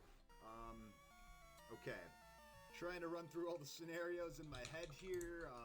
Guys, at the end of the day, my return is going to be the most powerful attack I have, and it's not going to do very much damage. I need to lower this thing's defense. We're going with the Screech right away. And we'll just have to hope that I can offset some of the surf with my leftovers and live long enough that maybe it uses Hyper Beam and needs a recharge, or it also knows Blizzard and Dragon Breath, which I think would be more manageable attacks to deal with, especially since Blizzard can miss. So another Screech. It is going to go with a Blizzard and miss, baby! Let's go! That opens the back door for Umbreon to sneak in there. Okay, we got 2 Screeches. Our damage is going to be 3x now, so let's go straight over to return. No more time to waste. We need the damage. We need it now. Here's another Blizzard. Please don't freeze me. I know I can live it, though. I'm in a good spot. I'm in a good spot. Oh, that did a lot of damage, though. Okay, thank God for leftovers. I can live to see a little bit longer, but I don't know if the math adds up, guys. I don't know if the math adds up because this isn't going to be a 2-hit KO. Oh my God, and he's going with a Hyper Beam. He's going to try to finish me out with a Hyper Beam. If I can live, this thing is done. Yes, let's go. 18 hit points. That was the dumbest thing you could have done, Kingdra. Now you got to recharge, and I am in the clear. Even though that didn't finish you off, I am in the clear. Oh, you have this stupid gold barrier, though, but it's not going to be enough. No way, that's enough. Now you got to recharge. Wow, if Kingdra just stuck to Surf, or even Blizzard, I would be dead right now, but Hyper Beam, oh, I was able to take it. Too many Pokemon in here know Hyper Beam, and it's to their own demise in the end. All right, Zaborowski, that's that. Hyper Beam is the best move in the game. That's why. Woo! Ladies and gentlemen, we have defeated 7 out of 7 trainers here in the Battle Tower. The level 50 challenge is complete. That feels good. That's the first time I've ever done one of those in my life. So you get 5 HP ups for winning. Actually, you can get 5 of any of the stat boosting items, protein, carbos, calcium, you know the drill. But anyway, guys, wow, that was a hell of a finish. And that is really the last thing that we had to do here. in our Pokemon Crystal walkthrough. There's no more content really left for me to cover. I've done all 8 gym badges in Kanto, all 8 gym badges in Johto, the Elite Four, all of the rival fights. I've caught all the legendary Pokemon. I think I've found every freaking item in the game in between it all too. So I really don't know what to do. I guess I'll just start riding my bike and we'll sit and hang out for a while to wrap up this series once and for all. Guys, I want to thank you so much for staying tuned and watching this walkthrough. It's been years and years and years since I've actually completed a walkthrough. I've tried to start a bunch of them and it didn't work out for many different reasons, but this walkthrough wound up being different. I found a way to stick with it and see it through until the end, which I am very proud of, very excited for, and I'm just very happy that I made the decision to start this thing, you know, over a year ago when everything seemed so terrible in the world and the pandemic was starting. I just figured it was the best time to get started and just jump right back into it, and you guys have been so awesome, just being supportive along the way, and I don't know where I'm going here. I guess I might as well just take my bike all the way back home to the very beginning of the game where it all started, and that will be enough time to keep talking through. So thank you again so much, guys. It's been amazing. It feels really good to get back into making content again. I do not know what is next for me. I don't know what the next steps are, but I do think I want to keep trying to post as much content as possible. Oh, that didn't happen. And I think I'm going to have some more time coming that didn't happen. to kind of figure out a good schedule for myself. And with that said, I'll kind of leave it to you guys. Just let me know what you might be interested in seeing in the future, and you know, something that you would look forward to if I were to start doing it. I'll read through them all, so yeah, be honest with me, and yeah, let me know what you'd like to see in the future. So we're back here in New Bark Town. What does the professor have to say to us? Make sure there's no items or something that I forgot about from talking to him. Okay, he's just asking about the eggs, so yeah, nothing to see here. Let's just go back over to our mom's house where we started this adventure. Alright, Mom, I'm back home. And from her perspective, I really haven't been gone that long. I think there's been 24 hours of actual gameplay, so from where she's sitting, I've been gone for just one day. And in that time, I collected 16 gym badges, defeated the Pokemon League, caught all the legendaries, and then wrapped up the whole battle tower on the side. So yeah, that was a lot for one day's work. But guys, in reality, it was much more than 24 hours or a day's work. This took over a year for me to complete, and I would have not been able to do it without the support of all of you guys. You are the best viewers, subscribers, supporters, fans in the world, and I thank you so much for watching, and I will see you next time. There wasn't a next time. He's gone. He's gone. Leroy's Pokemon Crystal. Leroy.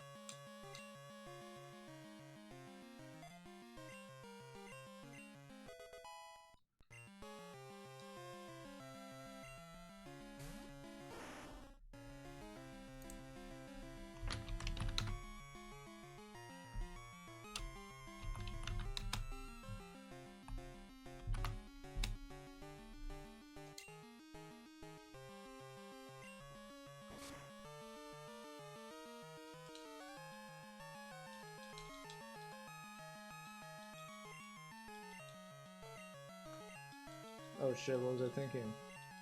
It's over.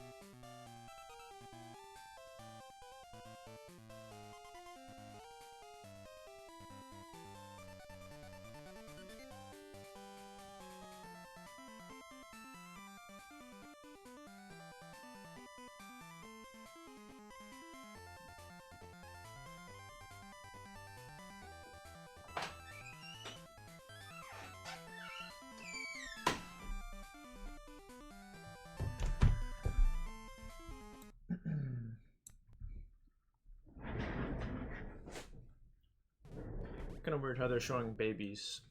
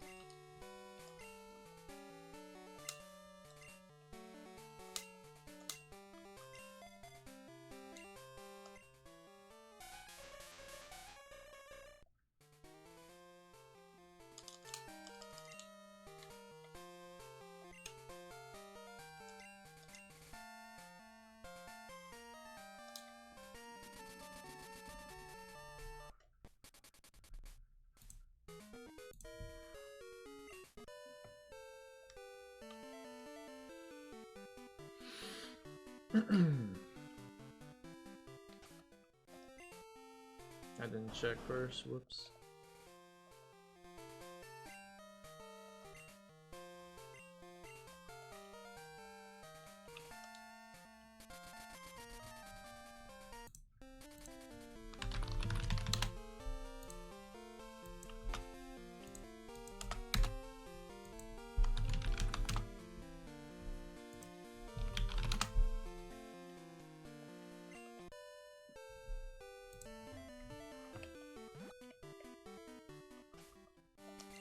I didn't look first.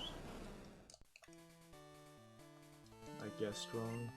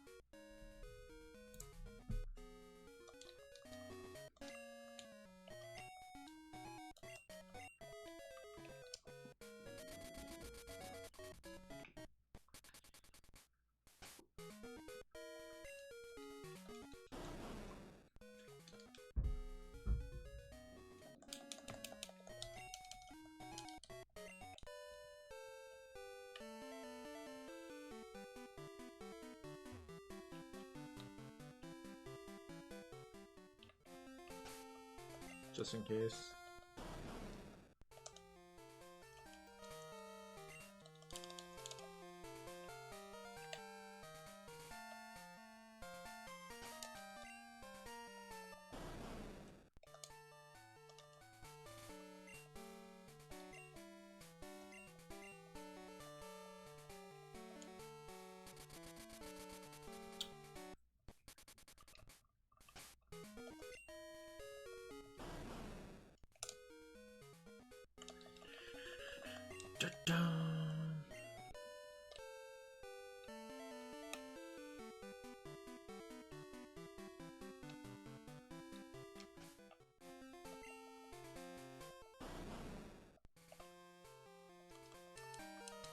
Getting trolled so hard, man.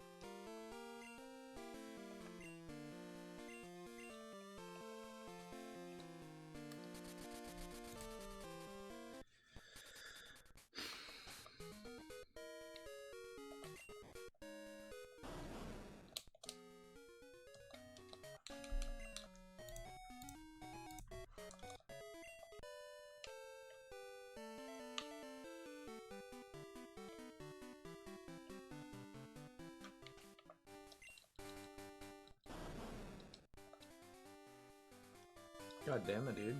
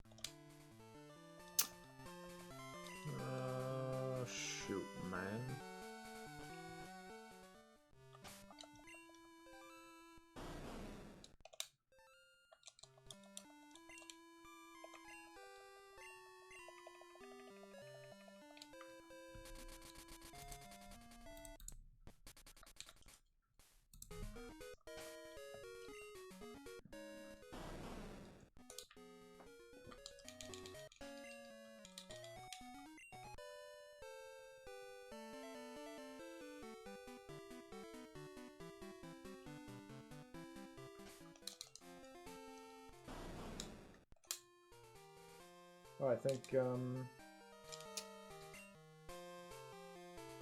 shoot, I actually don't know. Oh, I think this is the spot.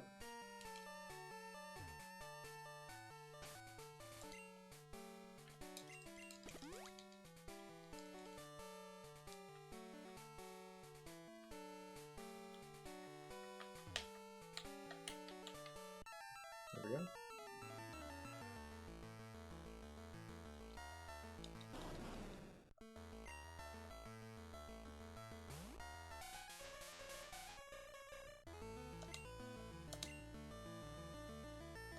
Didn't affect Entei? Am I just not fast enough?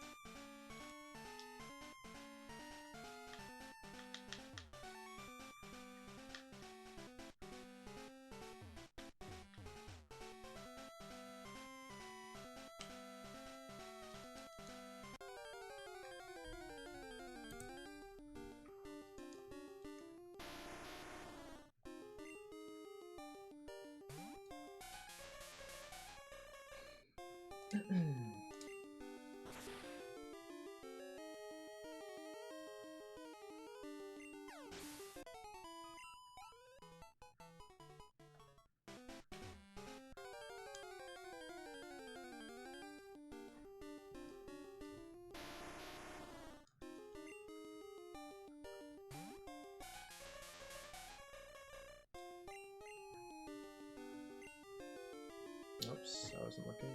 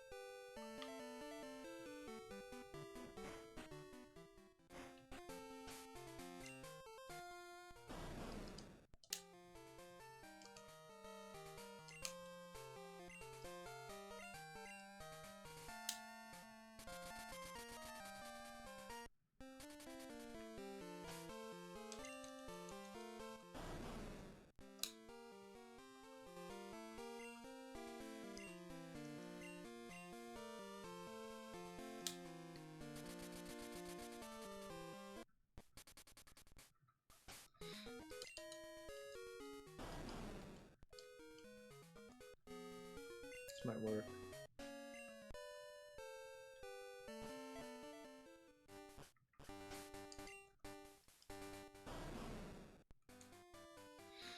Yes. See if I'm faster.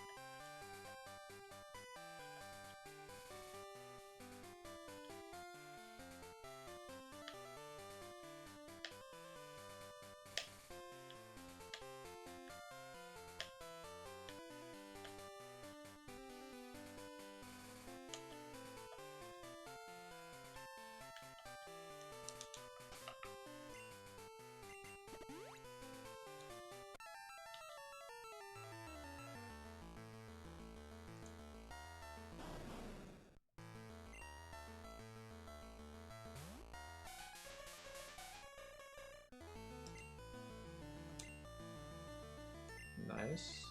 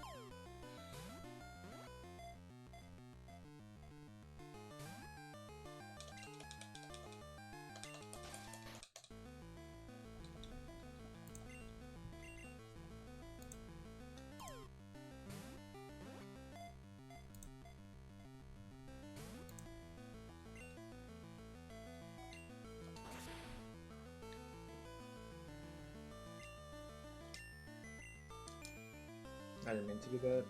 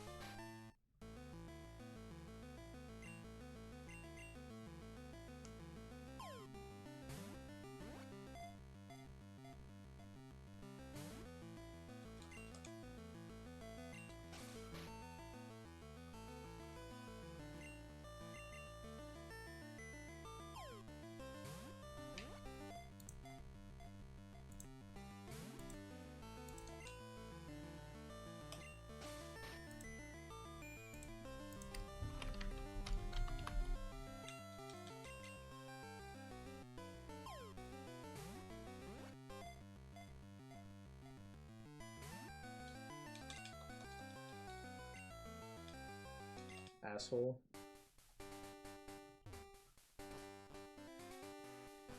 Da da da da. What an asshole.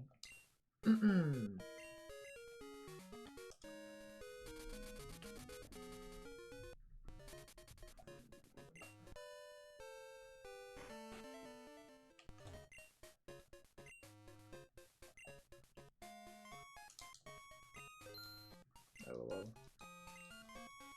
It's pretty pointless just now.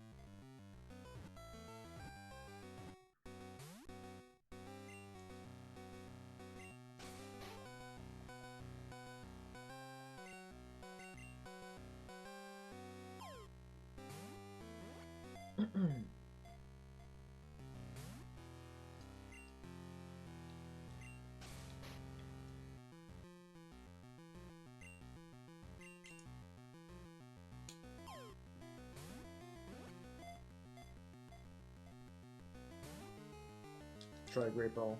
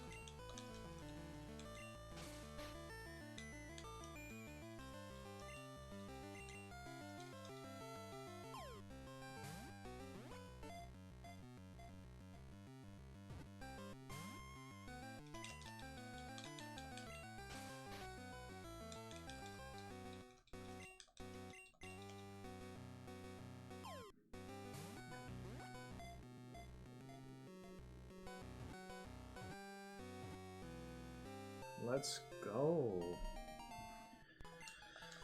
We did it.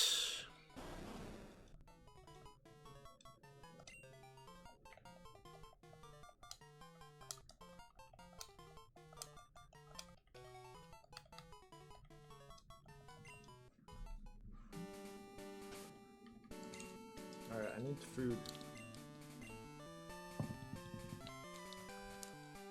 I'm gonna put Jinx away now, though.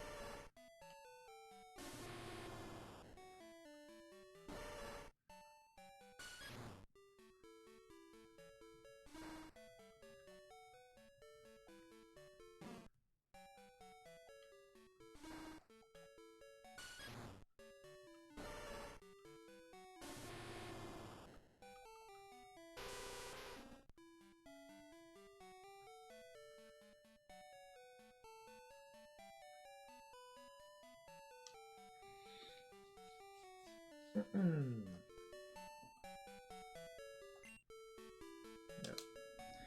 Hungry.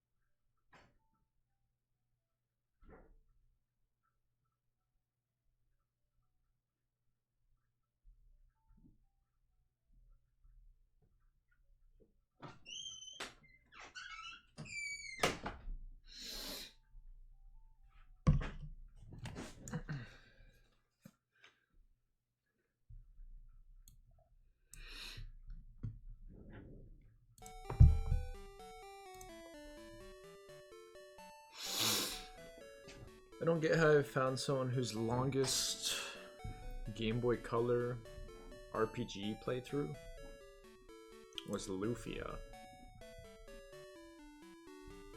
Seems super weird. I don't seem to recall Lufia being possible for that game. It's weird. Anyway.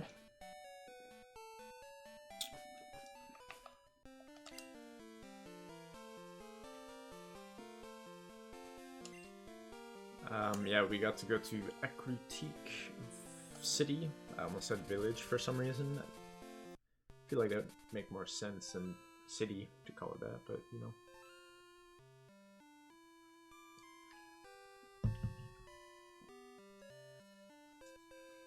I don't really think I've caught Ho-Ho in the original games ever. You play Heart Gold, they shove them in your face. Can't avoid them. So I'm kind of excited because Lugia's place super underwhelming. He didn't even have his own unique boss theme. I did not like Lufia's location.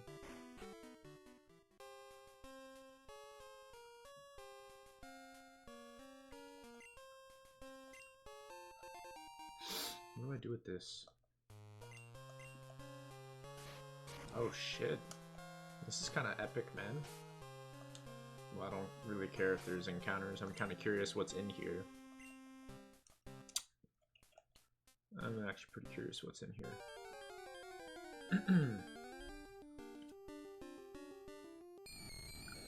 Well, that's boring. Boring, but it makes sense.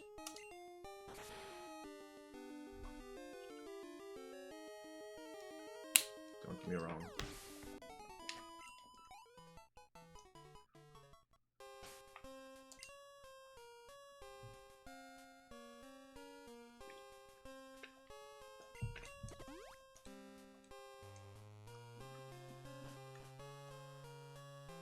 Oh. Might not be as easy as I thought. I mean, I do remember this in Hard Gold. I don't know that I ever did this in the 8-bit games. I don't really think so. Kind of confused at all the different directions you can go to. It seems like don't have to do that at all. PP up.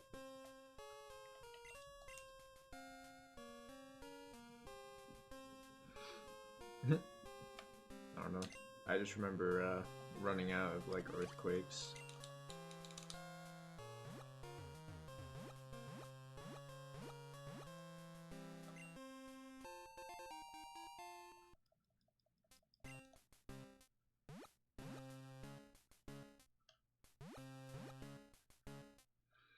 Really, we don't know necessarily which way to go.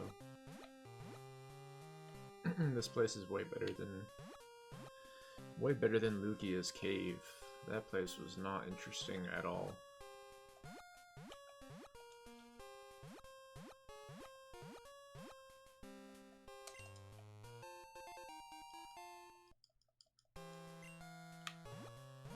Got a whole ass rare candy.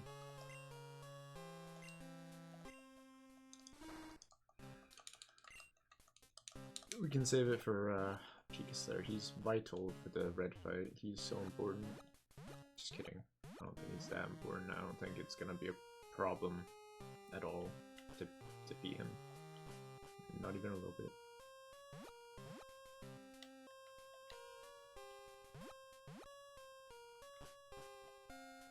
I think I'm going in circles or some shit.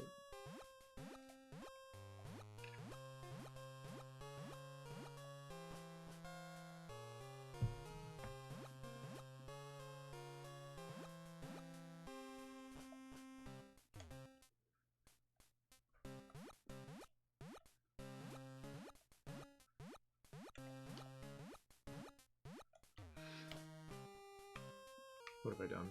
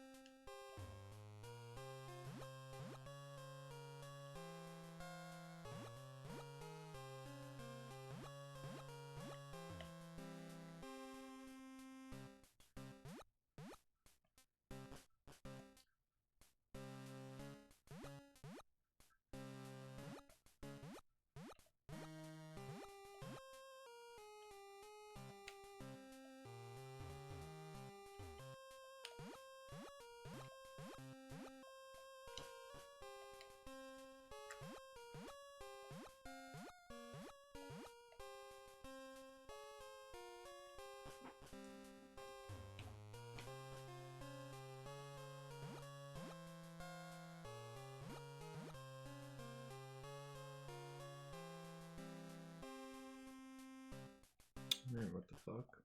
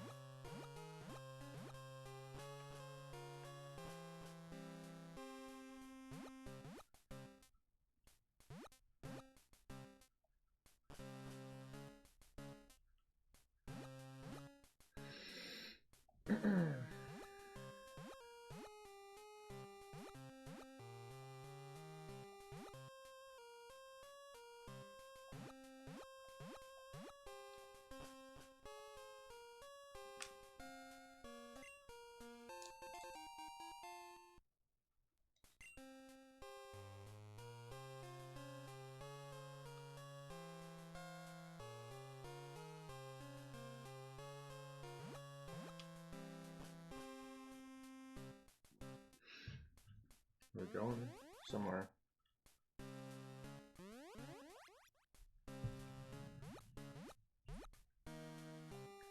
Let's go in the middle.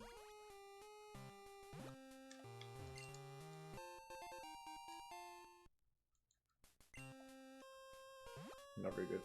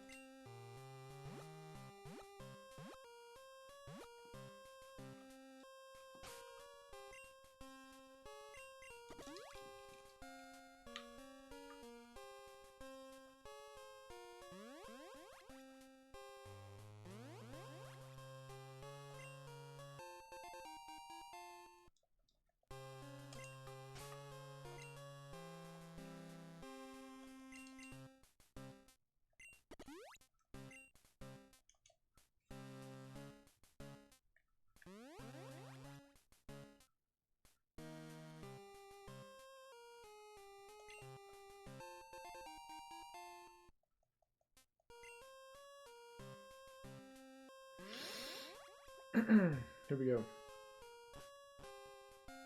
This is so cool.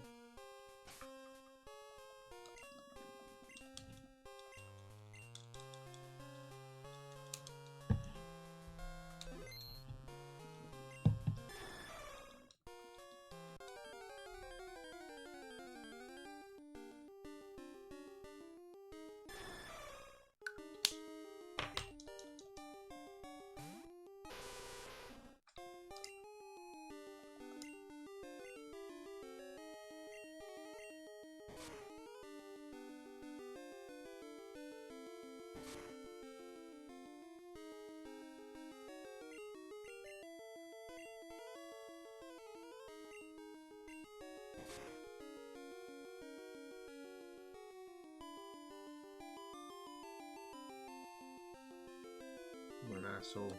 Because that I'm gonna chuck a ball at him. Pokeball.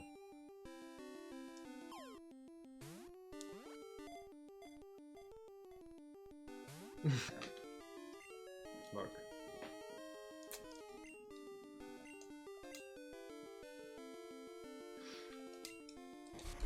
Thought there was maybe a chance.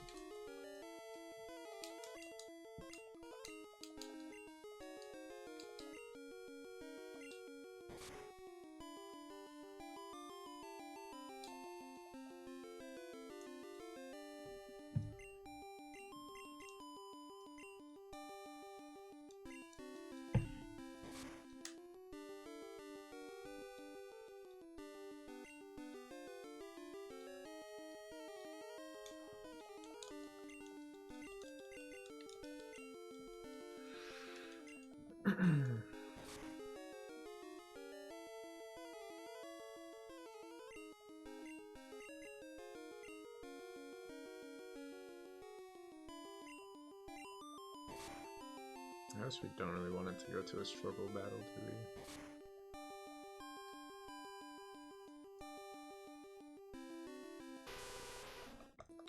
we? Underestimated his strength.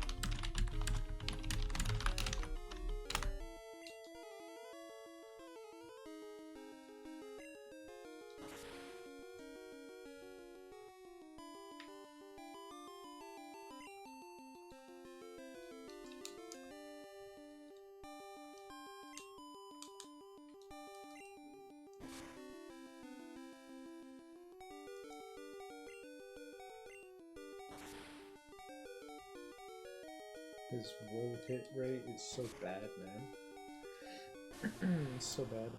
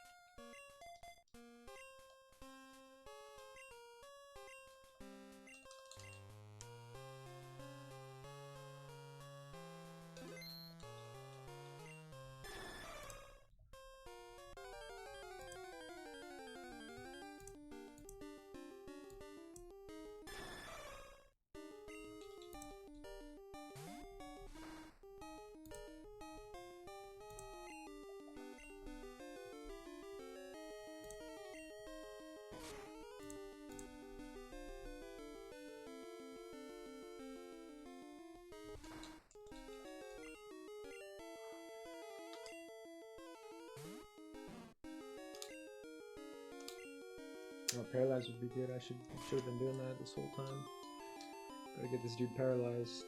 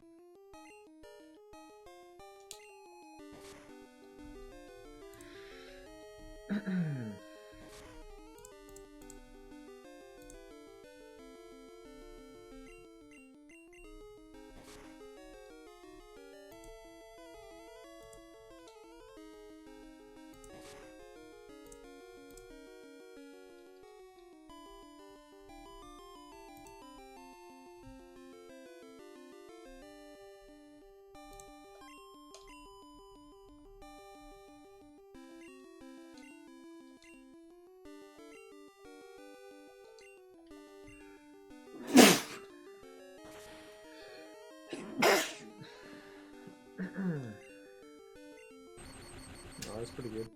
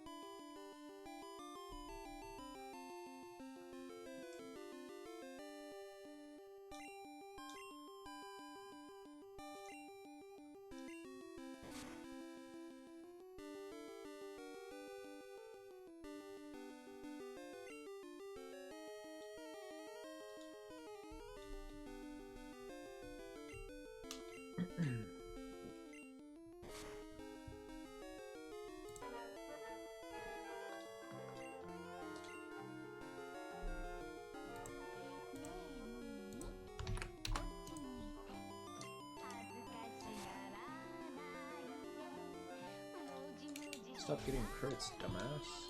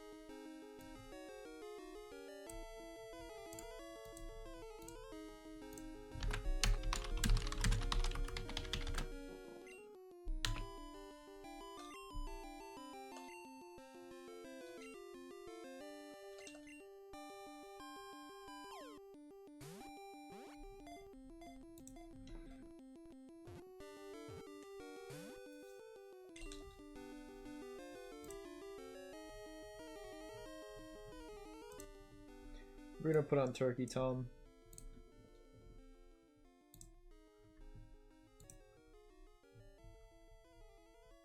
Dry storage in his Wind Waker speedruns description. By December of 2012, his channel had amassed almost 300,000 views and 7,000 subscribers, which, though relatively small, especially for today's standards, at the time, this meant that a pretty sizable niche was closely following his online activity, which is something not a lot of people could say they had in 2012. In September of that same year, an article in the Sydney Morning Herald was published about Wright and the teeming speedrunning community, a clear sign of mainstream recognition of their hobby. However, Cosmo wasn't satisfied with speedrunning being a hobby, and soon after 2012 came to an end and 2013 began, he decided to totally quit being a freelancer and begin streaming his speedruns full-time. And the timing was great, since in early 2013, they also had that year's edition of AGDQ, which was a massive success. While the previous year's event raised almost 150 grand for charity, which was a pretty impressive sum for a speedrunning convention of all things, 2013's raised nearly 450 grand, an amount that not even the organizers expected. Online, the event was getting more attention than ever, with multiple videos that got anywhere from 1 to well over 3 million views, along with a plethora of other highlights of the event being clipped with a ton of hits of their own. And by the way, the one that got over 3 million views is this one, which I personally think is just absolutely majestic and a perfect picture of the true nature of the speedrunning community.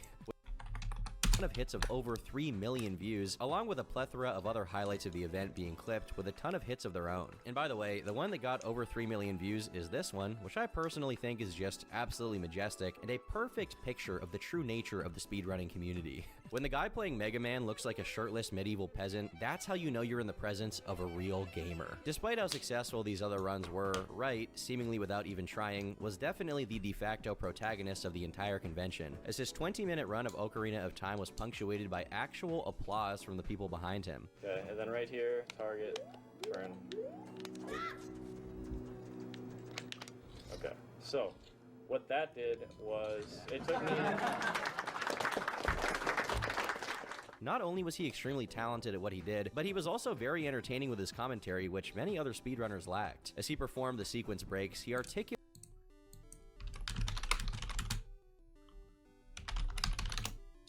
Oh shit, I got a fucking crit, dude.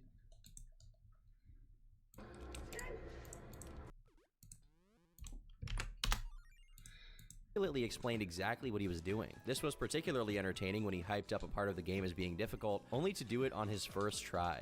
There's one kind of tense moment right at the beginning of this fight. I have to get Infinite Sword Glitch off of Navi targeting Ganon's head.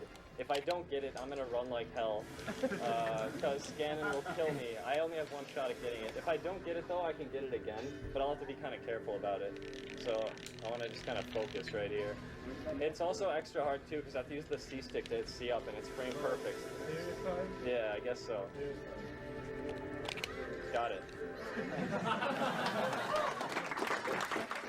He also went over the history of Ocarina of Time speedrunning, highlighting that it took a total of 14 years for all of the skips that he employed to be found, and even going into the game's code to explain how the skips worked. Even people who weren't familiar with speedrunning were able to easily get into it, and they found themselves rewatching the speedrun repeatedly. Even years later, videos about how speedruns are done are regularly garnering millions of views, meaning Cosmo was unknowingly a very early adopter of a very successful genre of content. What he had here was undoubtedly unique, and his following genuinely cherished it. Part of the appeal was seeing someone who is visibly shy and awkward completely own a room while doing something he's really good at. A few months later, the SGDQ was held, which is basically the summer edition of AGDQ, and it raised another $250,000. And also, on his personal channel, he uploaded a video of himself breaking the world record for Ocarina of Time. And despite his time being literally the best in the world, he still wasn't satisfied.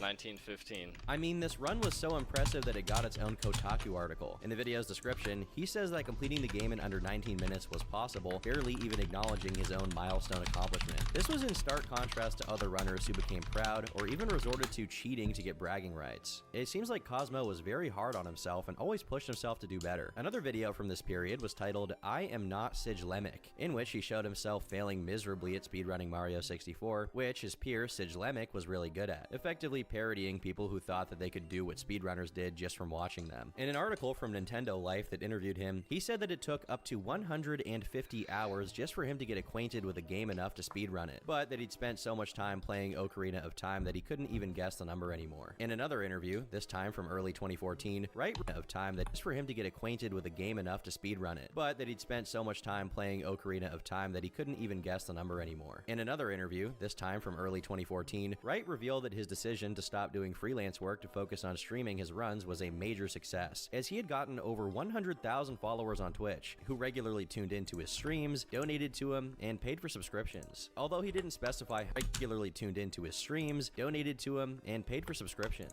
Freelance work to focus on streaming his runs was a major success, as he had gotten over 100,000 followers on Twitch, who regularly tuned into his streams, donated to him, and paid for subscriptions. Although he didn't specify how much he made for this, he did talk about his pizza fund being well financed and his parents thinking he was going to become a millionaire off of his streams. Last but not least, he had the liberty to change the games he played whenever he felt burnt out, which allowed him to persevere whenever he didn't want to do another marathon stream. Now, Cosmo wasn't just winning professionally either, as in mid-2013, he had a girlfriend, Adrian, who he actually provided for. Oh shit, we did it.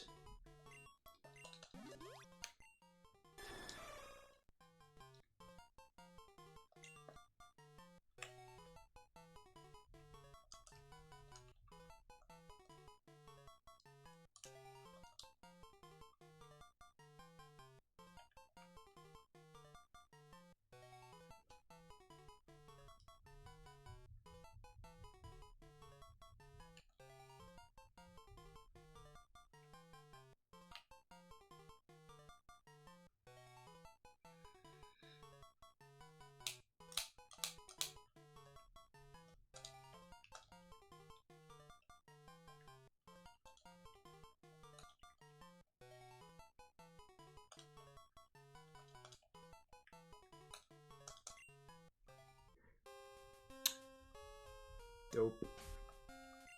Surely we can fly.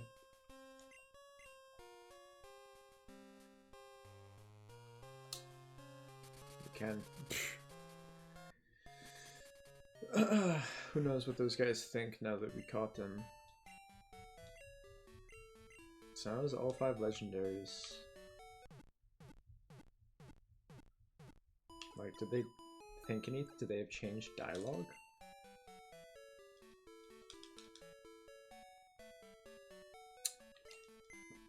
I don't know.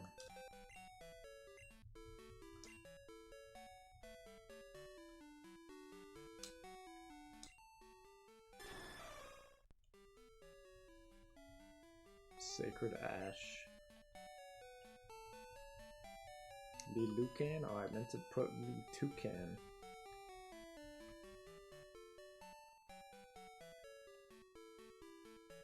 Why do I have a fucking Caterpie? Oh, never mind, I remember.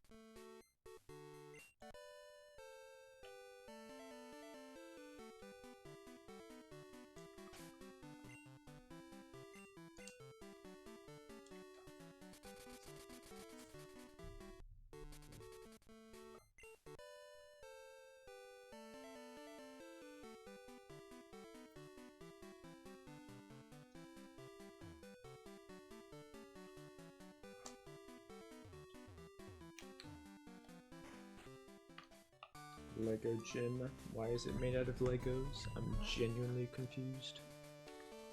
Why is it made out of Legos?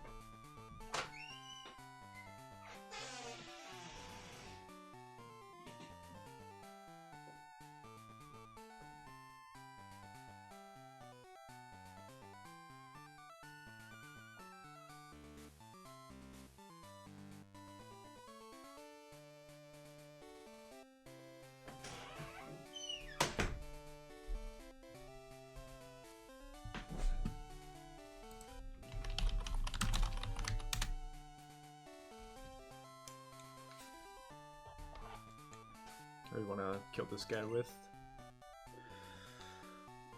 I think we can start like this. It's fine.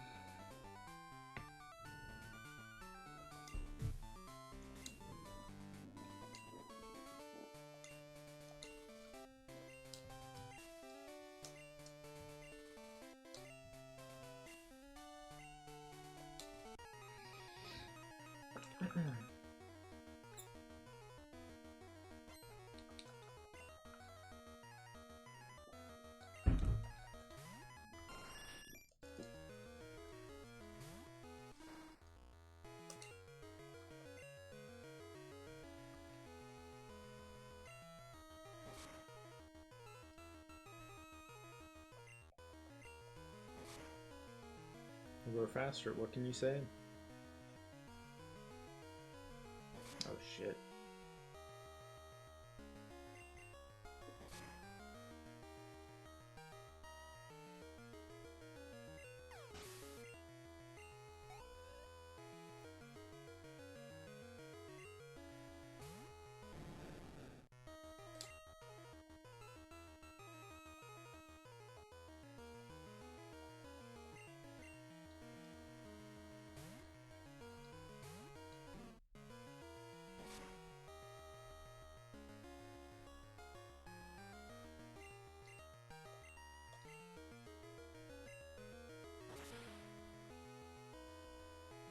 This is first real fight.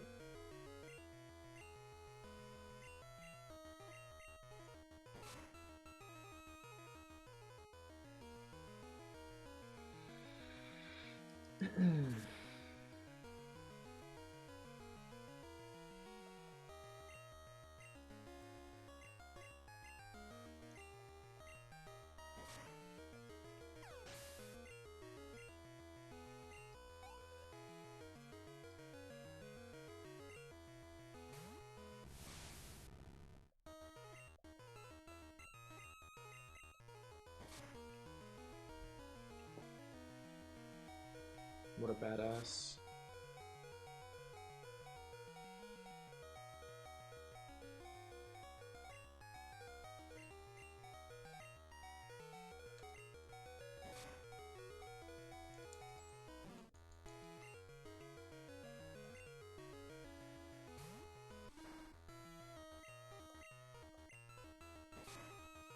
Might kill me, probably will.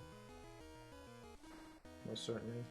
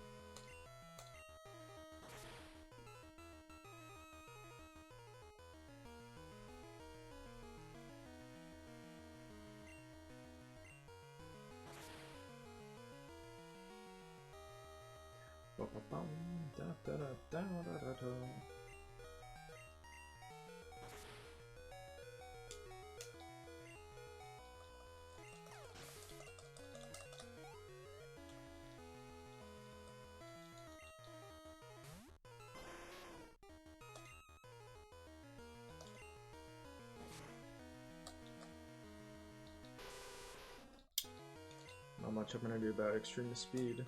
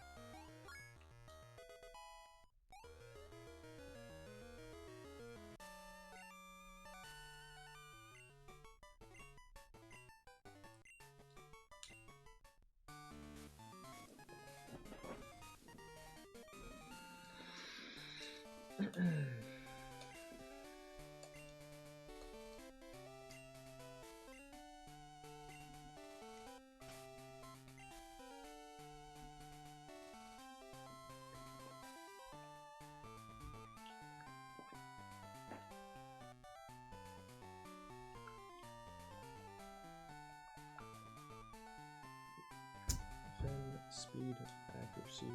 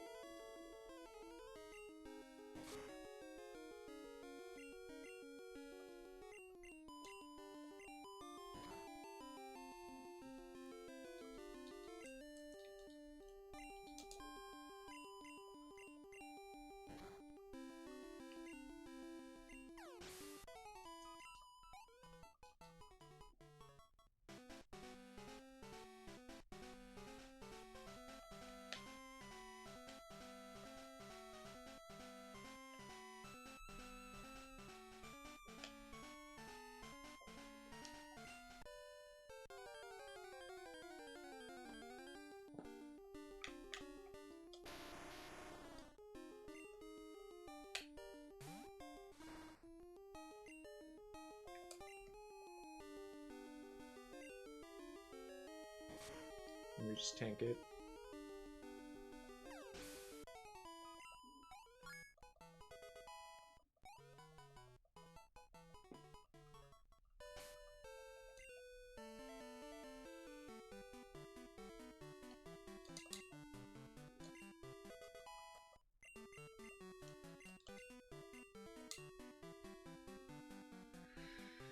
Guillotine.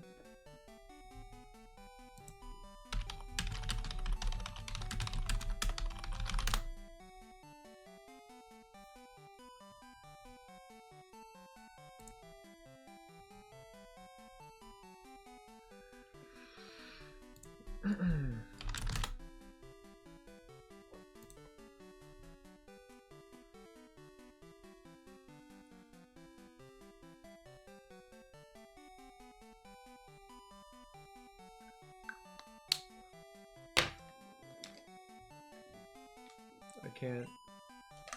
It's not good for the next fight.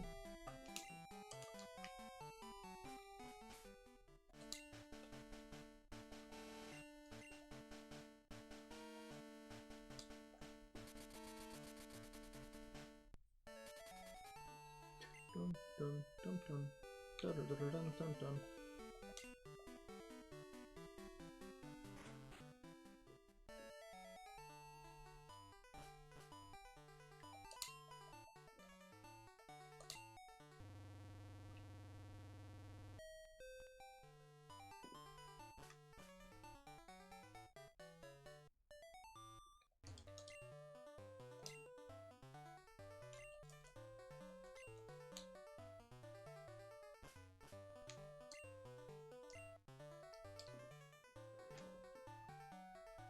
What kind of teams do they have in here?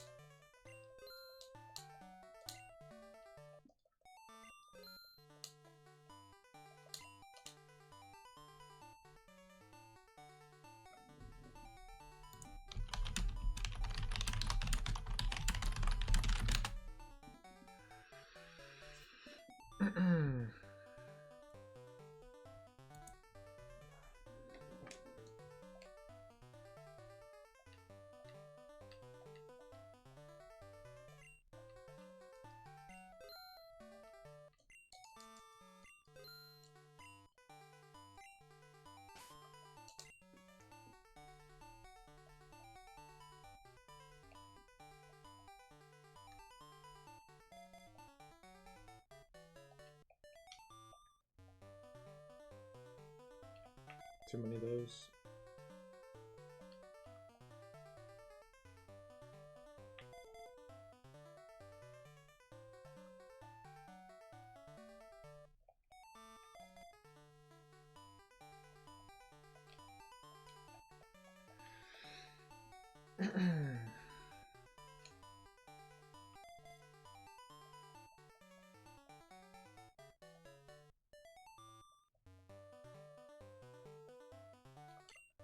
Who's X attack?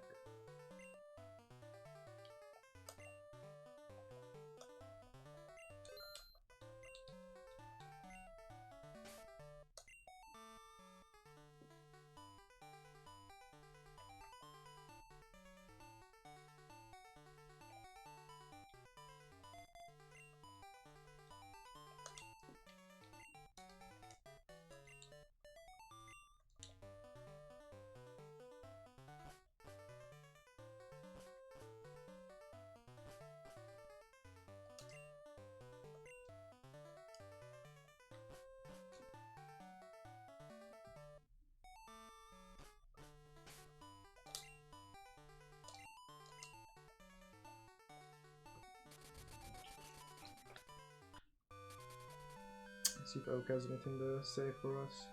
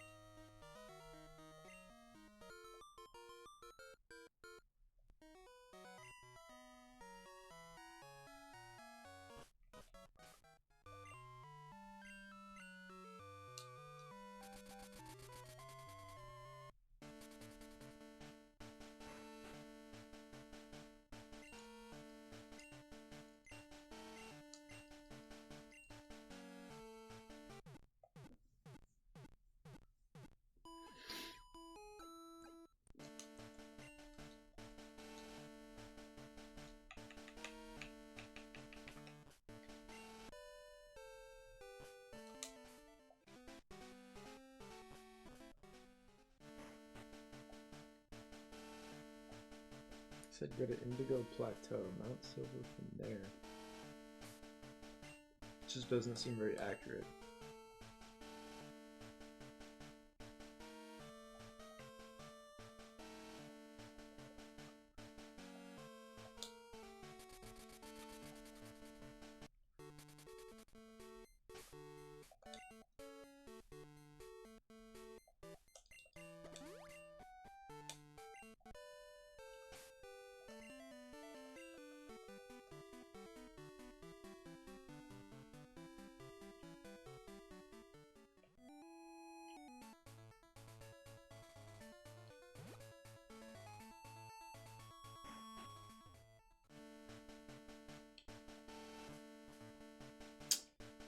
Is there right here?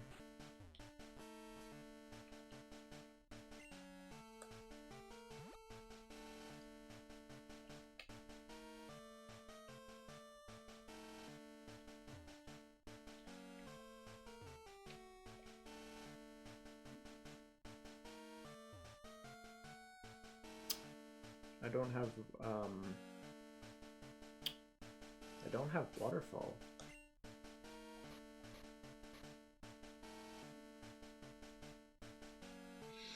Damn.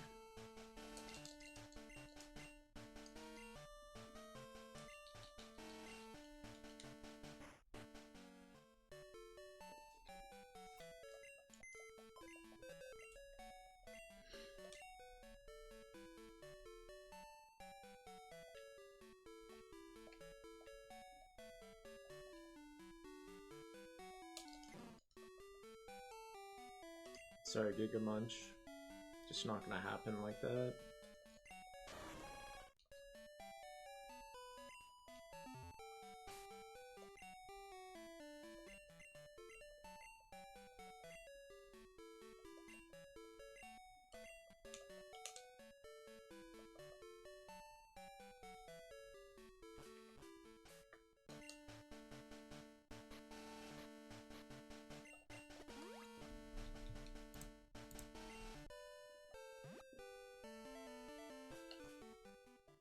I don't have a flash.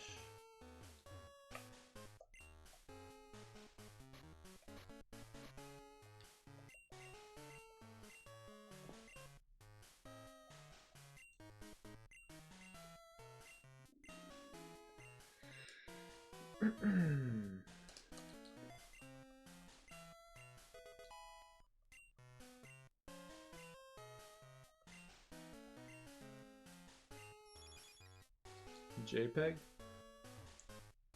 Yeah, it was named after someone in my stream.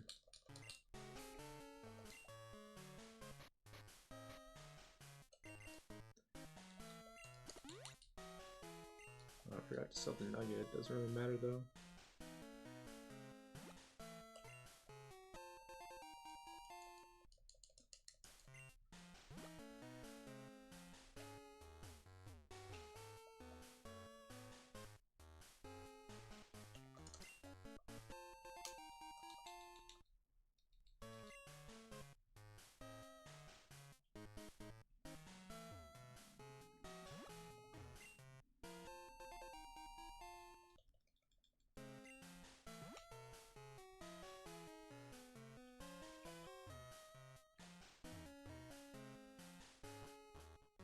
Crystal was my second Pokemon game. I think same. Actually, no, it wasn't. It was Gold.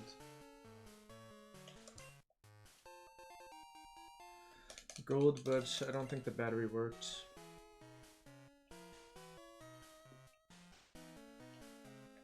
I already know that it's not this direction.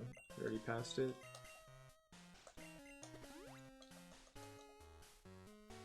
First was Gold, nice. My first was Sapphire. It's quite the game. It's pretty addicted when I played it for the first time. Didn't actually own a GBA though, I was just playing my, kind of stole my brother's GBA. Then he got a DS, so I got to have his console.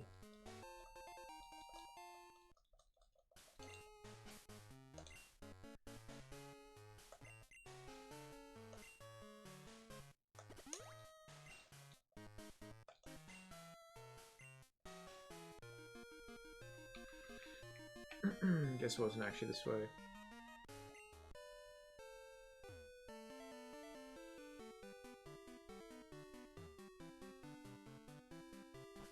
Yeah, it's right out here.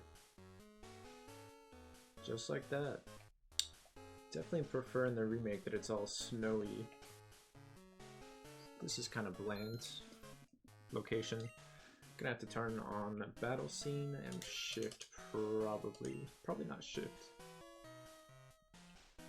Shift is probably good though, let's be real.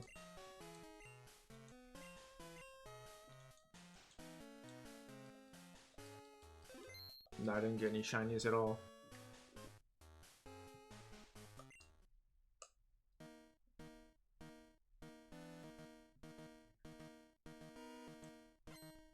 This is it. The final boss. My Game Boy journey of all 528 playthroughs. This guy. All led up to him.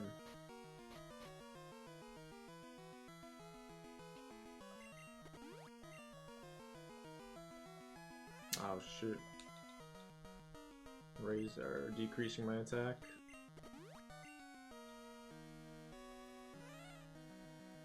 It's actually kind of good for us. Oh wait, I should put up a guard spec. What am I doing?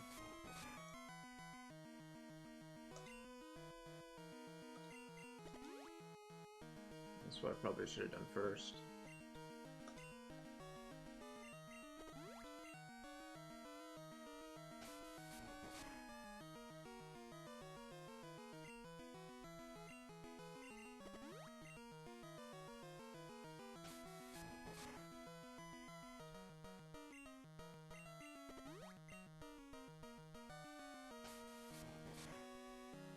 Yeah, maybe went a bit overboard.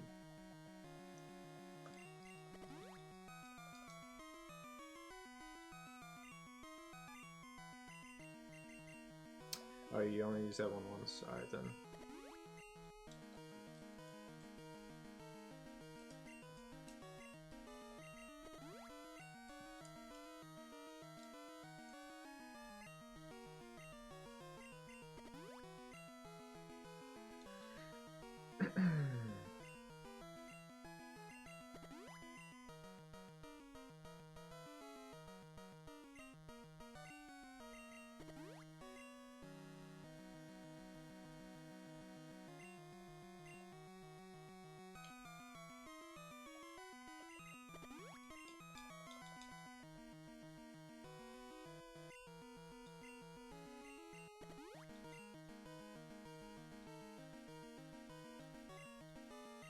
Faster mode seems to be how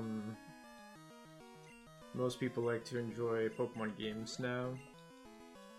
But I've played, I think the combat or just the speed of the game is really well done already. I've played so many super slow RPGs.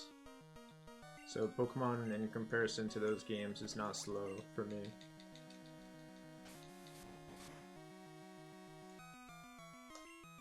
I think Pokemon has a very well done speed.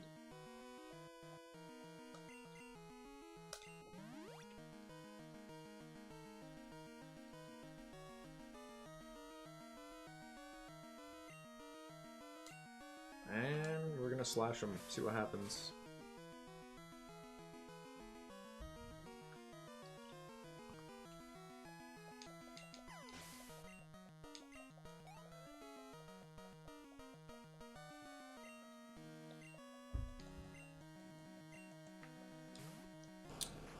Blastoise is a little scary for being real. Oh, that did nothing. That actually did nothing, and Blizzard is perfect for him. That's wild. I overestimated Pika Slayer's abilities. But, you know, his name is Pika Slayer, so you can't really expect much. You can't really expect much from Pika Slayer when his name is Pika Slayer.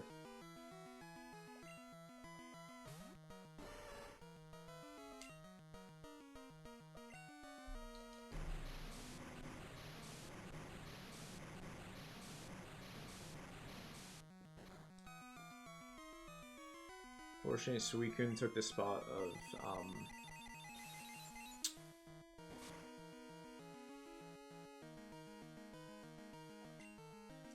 Pikachu took the spot of... Do I have X special? I don't think I have any, actually.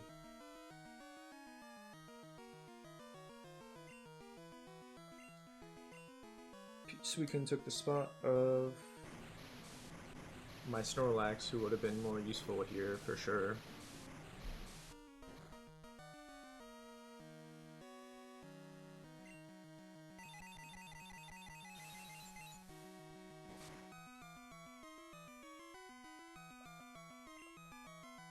I think we can live another one, but maybe I'm stupid.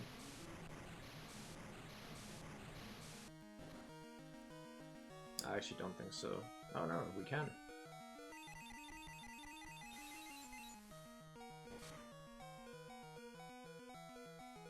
Maybe I should use PPs on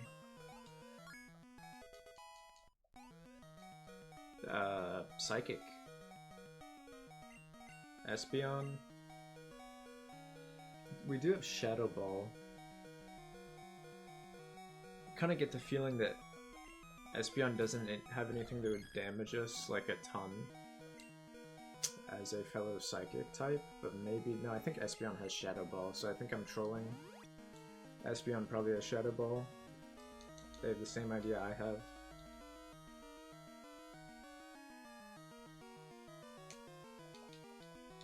Oh no, Psychic.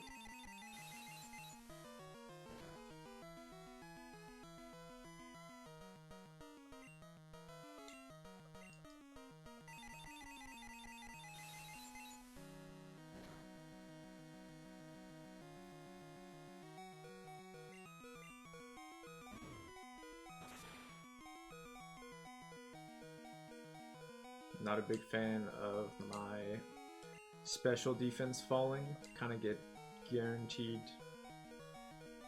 screwed from that.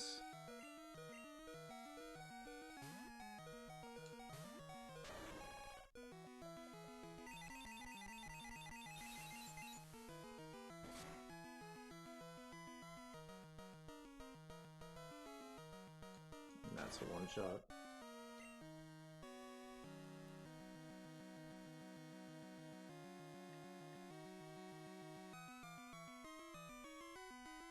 Yeah.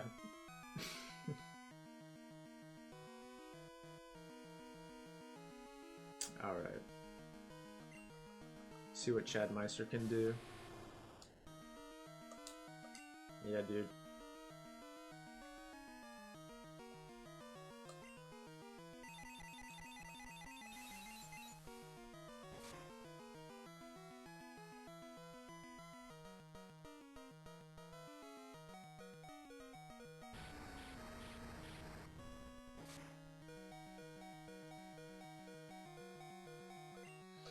That's unfortunate.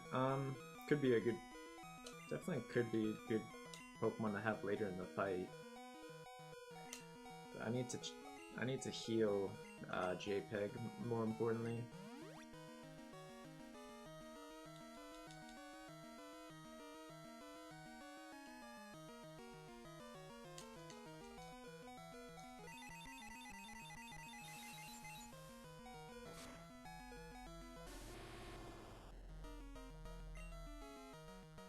Alright.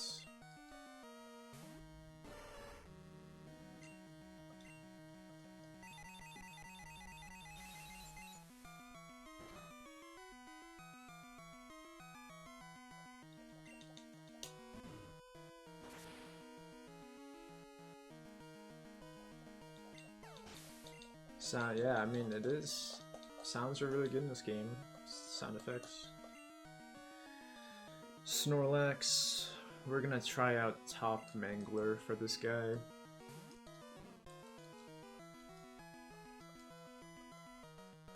I don't know that it will work very well, but we can try. That's the thing.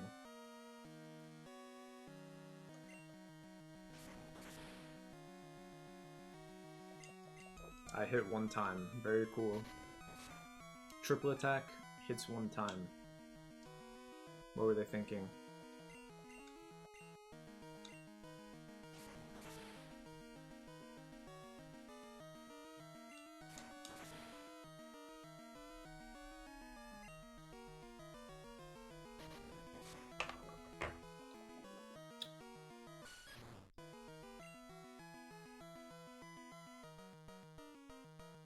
Well, I mean, this guy probably knows, the problem is he probably knows... Oh, we don't have Toxic on him. What was I thinking? We don't have Toxic on him. Alright, that's not good.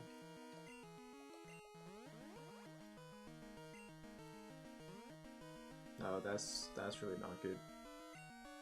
Trying to set up on us.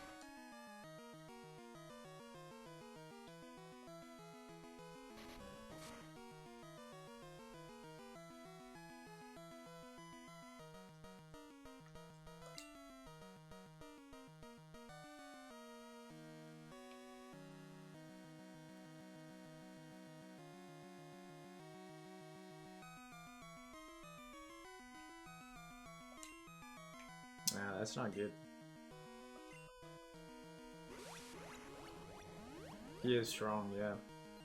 I wish I had my Snorlax, but we needed Waterfall, so I had to get Suicune. Could be better.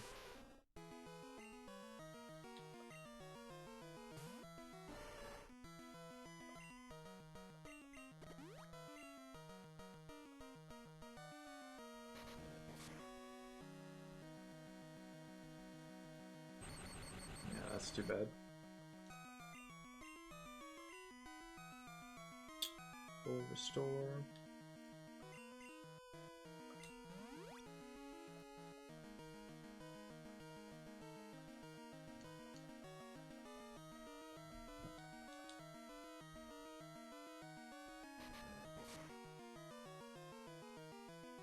Oh, he got a crit? No, he didn't actually. I made that up.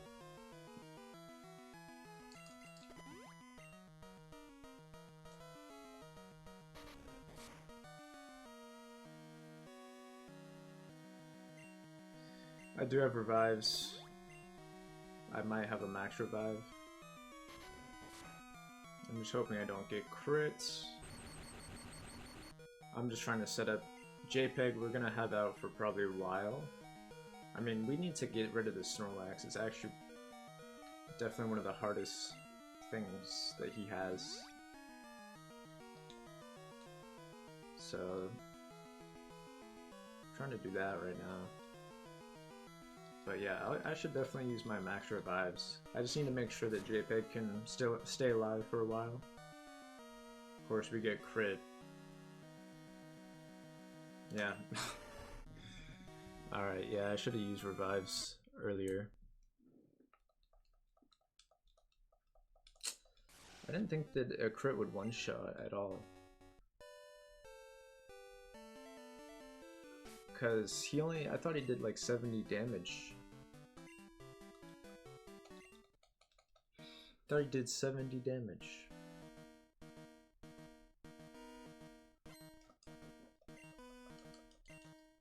Yeah, we need to get guard spec up early.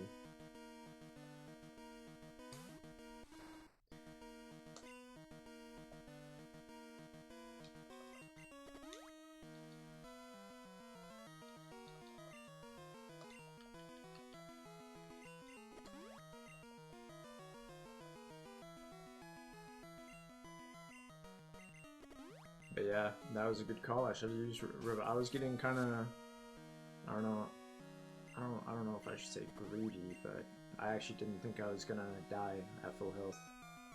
Didn't think it was that strong.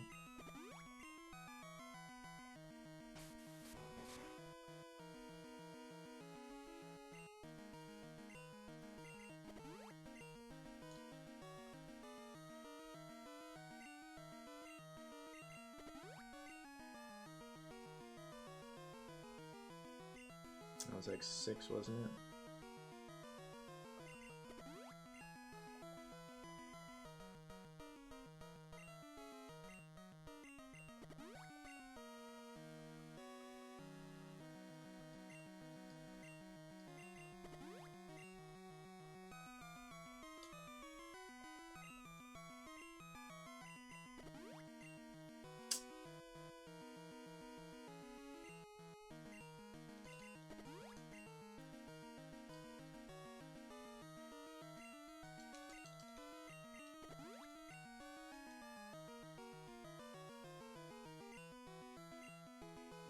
Yo, thank you for the follow.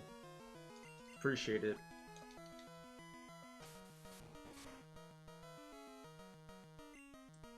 Alright, now I need to X attack and that's it.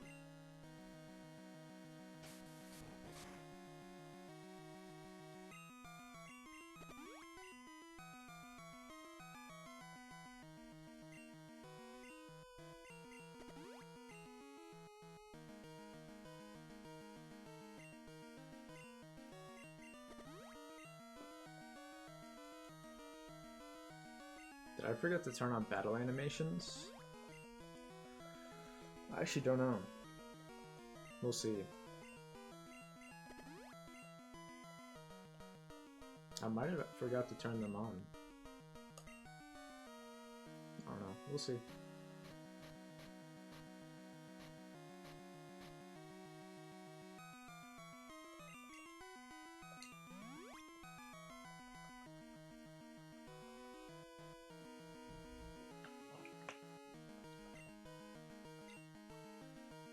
I believe that's everything. Come with the quick attack for 6 damage.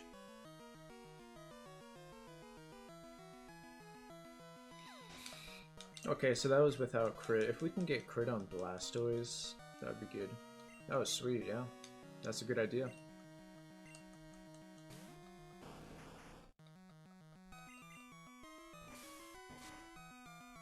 Hoping we can get a crit here.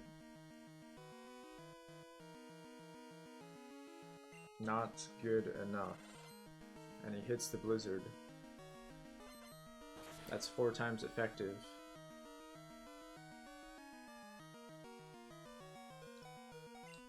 Yo!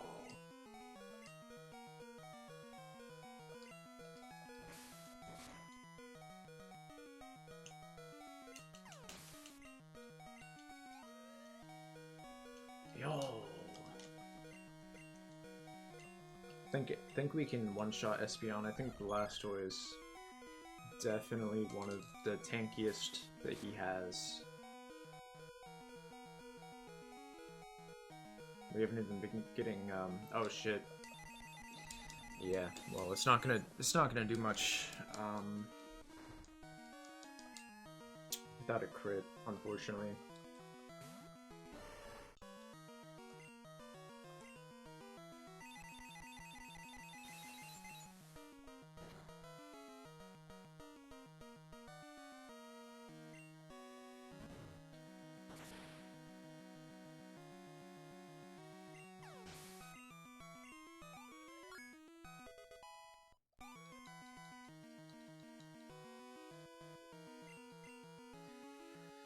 Snorlax,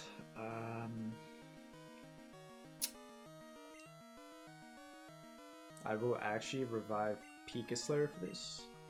If I'm not mistaken, he has Toxic. Snorlax might have Rest or something, which will be annoying, but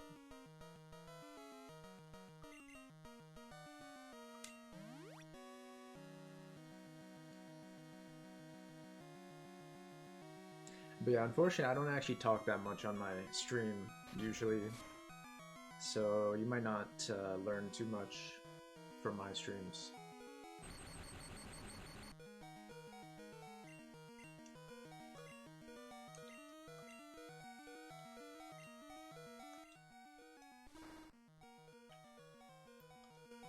Screech would be good for that guy.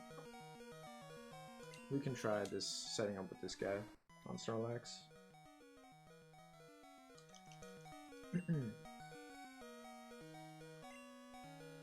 I know, I just don't say that many words. Usually I'm silent. Just playing a game. Alright, here we go. Hit him with the Toxic.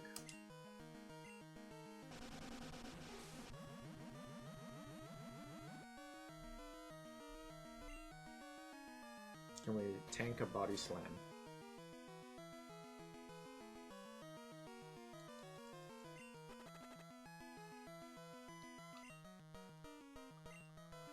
give him a Screech before you perish. That would be good.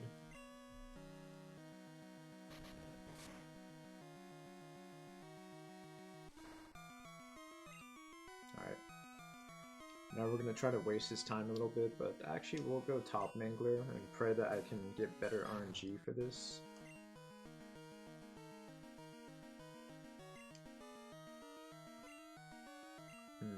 Alright. I just hope that he can do like 5 or something. It's 1. Oh, no, 2.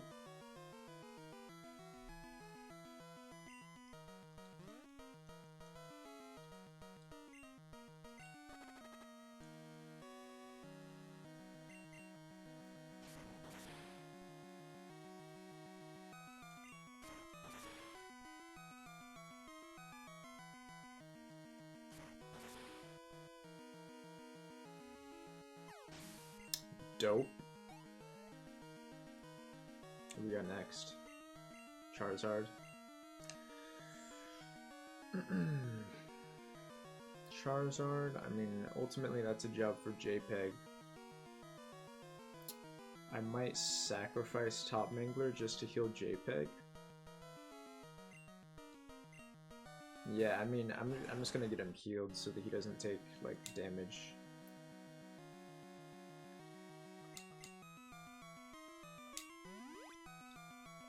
So I think JPEG with full health can take him on.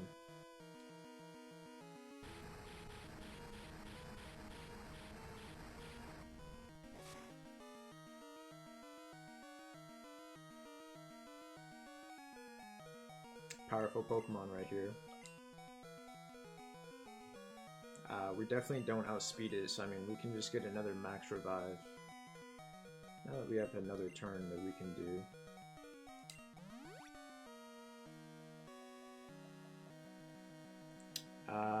He probably has, he might have wing attack, but I'm not sure.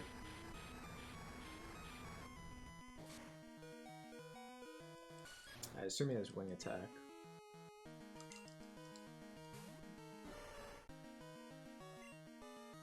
Alright, here we go. Oh no, he's just flaming, spamming flamethrower. I think I said flaming on accident, that was weird.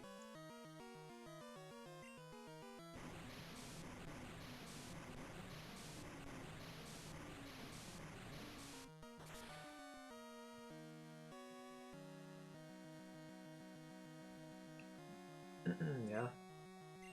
Charizard is no match for him.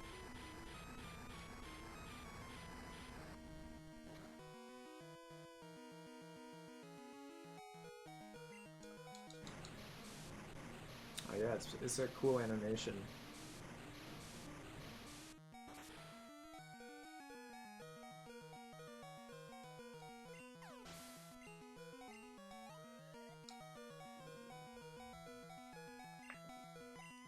Venusaur.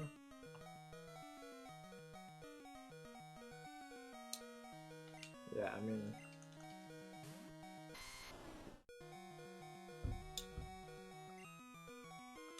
we'll try to see if we can keep him alive here. He has Psychic, so could be good. But he might just like one-shot him, but yeah, he has Solar Beam. The thing about that is this is like, this will do 1/4 damage to Crobat. So this should not do much damage here. It's 1/4 damage, yeah. So, Fly. We outspeed him. I think Grass is special in this game, is that true? Is it special or physical? I think we actually just win this. With Draculina.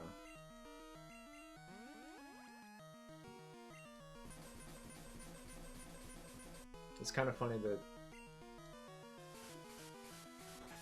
what he's doing works for him, because I'm using Fly. He can just attack every other turn.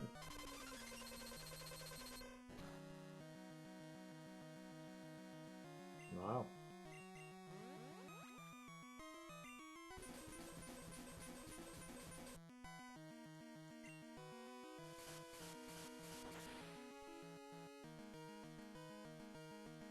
there it is.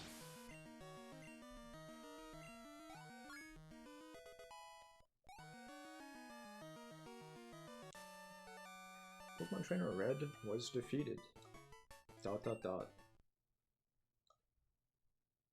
Classic. There we have it. Exactly. I mean, his mom hasn't seen him in so long. Oh, my screenshots finally are working. Yeah, he has. That's probably where he went because his mom was saying she hasn't seen him in so long.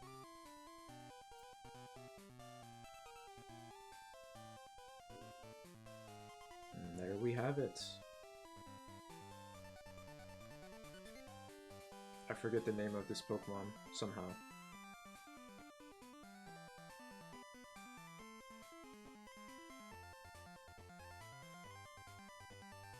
It's my favorite Game Boy game right here. Can just play it all day long. Piplup? No, not Piplup. No. It evolves into Jinx. What are these dittos? Alright, here we go. Water. Oh, I missed that. Missed that.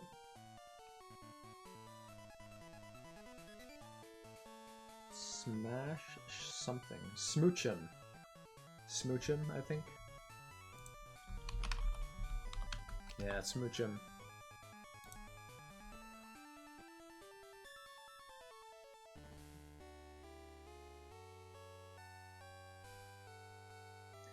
Yeah, they added the baby Pokemon in this game for some reason.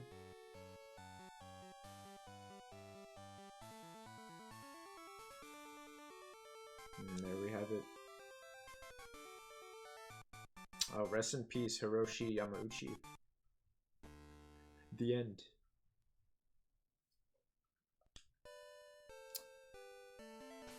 And there it is. Well, I'm gonna get a screenshot of all of my Pokemon that I used. Kind of awkward that like the dog is here. Best Pokemon game in the GBC? Yes, absolutely. Also my favorite Game Boy game. Giga Munch is our normal party member, but we could not use him for that one fight. Let's see, do I want... Should I show... Yeah, I mean, I would show this for all of them. Boop. He looks cool when he does his little roar. Play with the evolutions. Oh, they're very cool. Especially in this game, Umbreon, Espeon. Alright, I'm gonna get them when they're looking at each other because I think that's funny. Alright. Hitmon top.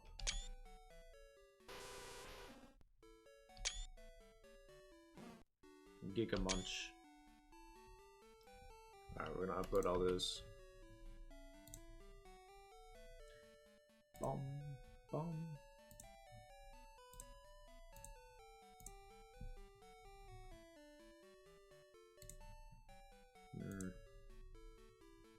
Yeah, this one looks the coolest.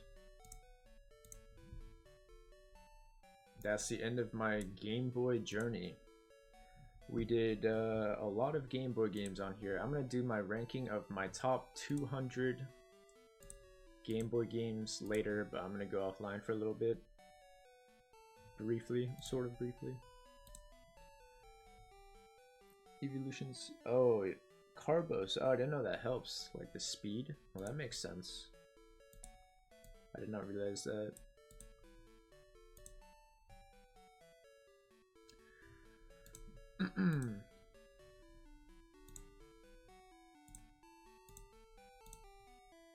But yeah, that's it, these guys. Alright, thanks for watching my final Game Boy playthrough. That's gonna be it.